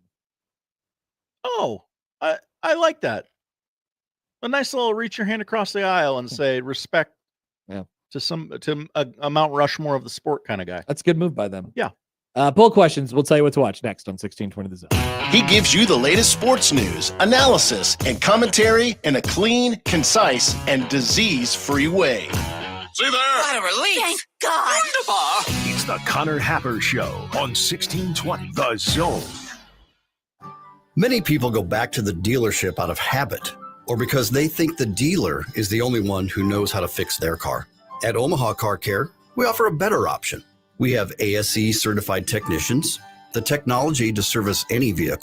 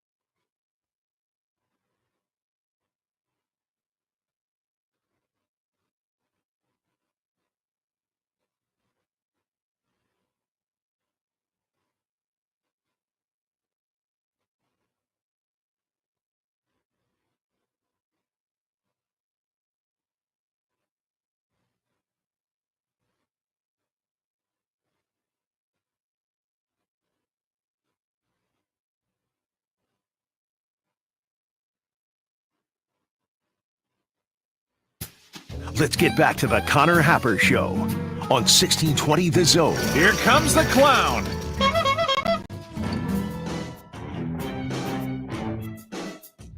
El Scorcho writes in, Hi, El Scorcho. please don't ever stop doing your Gus Johnson impression. I love it. I love it. Okay. I like it a You- lot. You got yourself a deal. I won't stop. Fine. Twist my arm. I won't stop. Frankly, we do the big noon game every week, so it has become a weird little tradition on this show where once a week at this exact time I go into Gus Johnson. You just have to train the audience, and then they'll love what you give them. Yep. And it's really just Gus Johnson saying Gus Johnson, Joel Clatt. My favorite part is Jenny Taft. The All-American girl, Jenny Taft. All right, to the polls at Happer Show on the J-Tech Constructions on Twitter feed. We had 2 today. Too tired to do any more. Did we have any polls from like over the course of yesterday that we didn't get to? No, we didn't. No, we did. We did a normal show yesterday. Okay. Are the roads unwieldy? There's only one person I know who uses the word unwieldy. Oh yeah, who's that? And that's my work father, Steven M Sipple. The roads are unwieldy at the moment. Yes, getting back from Kansas City. Mhm. Yeah, 76% say yes. And are you hearing chatter about Colorado's defense? I'm not, but you are. It appears. Oh Josh. yeah, you gotta have your ear to the streets. 88% say no. They're not hearing the same chatter that you are. We'll see how that one turns out tonight in Boulder. Those are the polls. What are we watching tonight? We are watching this college football week 1 all day tonight and all day tomorrow, Sunday, Monday. Yes, just remember, you don't hate college football. You just hate how it makes you feel. That's right. Big Noon and College Game Day, both in Columbus. Lee Corso's final headgear pick. But before that, tonight, Western Michigan at Michigan State, 6 o'clock on FS1. Whoa. Western Illinois at number 12, Illinois, 6:30 on Peacock. Wagner at Kansas, 6:30 ESPN Plus. Kansas will play a second game of football before many, many, many teams have played one. Auburn Baylor tonight, 7 o'clock on Fox. Georgia Tech Colorado, 7 o'clock tonight on ESPN. And 7 o'clock Monday, a game we didn't talk about, Bill Belichick's coaching debut in North Carolina as they host TCU, 7 o'clock ESPN Monday night. I believe that's the Ireland game next year. Don't quote me on that. Yeah, they're doing North Carolina's doing it. I don't know if Chapel Bill will be there, but you never know. Baseball on our TVs, Braves, Phillies, 6 o'clock tonight. The Braves just sent every pitcher they have down to AAA after last night's 4-homer performance from Schwarber. It is also your Sunday night baseball game of the week. I almost forgot on baseball ESPN. existed. That's right. There's not much of it to find. Have you heard that it's Husker night at the K? It is. And Saturday night, the Royals and Tigers will be on Big Fox at 6 o'clock. Tennis, U.S. Open coverage all weekend long on ESPN. People forget about volleyball. More Jays tournaments, not tournaments, but like, hey, all the good teams come here. MTEs. Yes, I knew it was 3 letters. Thank you. Broadway Block Party in Nashville, number 1 Nebraska taking on Lipscomb tonight. 6 o'clock. That'll be fun for Lipscomb on ESPN Plus. That's the appetizer, the main event there, 11 a.m. Sunday on ABC. Number 1 Nebraska against number 7 Kentucky. What about the Jays? Oh, I'm glad you asked. They're in Madison for the opening Spike Classic, where they will take on Texas tonight. Number 12 Creighton versus number 5 Texas. 8:30 tonight on BTN. Creighton, Texas, BTN, as God intended. Creighton will be sporting the dark mode unis tonight, which are pretty cool looking. You should go look those up. Number 12 Creighton against number 14 Kansas, 3:30 Sunday, also on BTN. Creighton, Kansas, BTN. And finally tonight at 7 o'clock on ABC, Hurricane Katrina, 20 years after the storm with Robin Roberts. We are revisiting the storm's enduring impact and inspiring stories of resilience and powerful updates on a community still rebuilding after one of the most catastrophic natural disasters in American history. Josh, thanks. Connor, thank you. What a weekend or day. Enjoy your weekend, everybody. That's who we're watching tonight. That's the show. If you miss anything, 1620thezone.com is where you can find it. The crossover is next.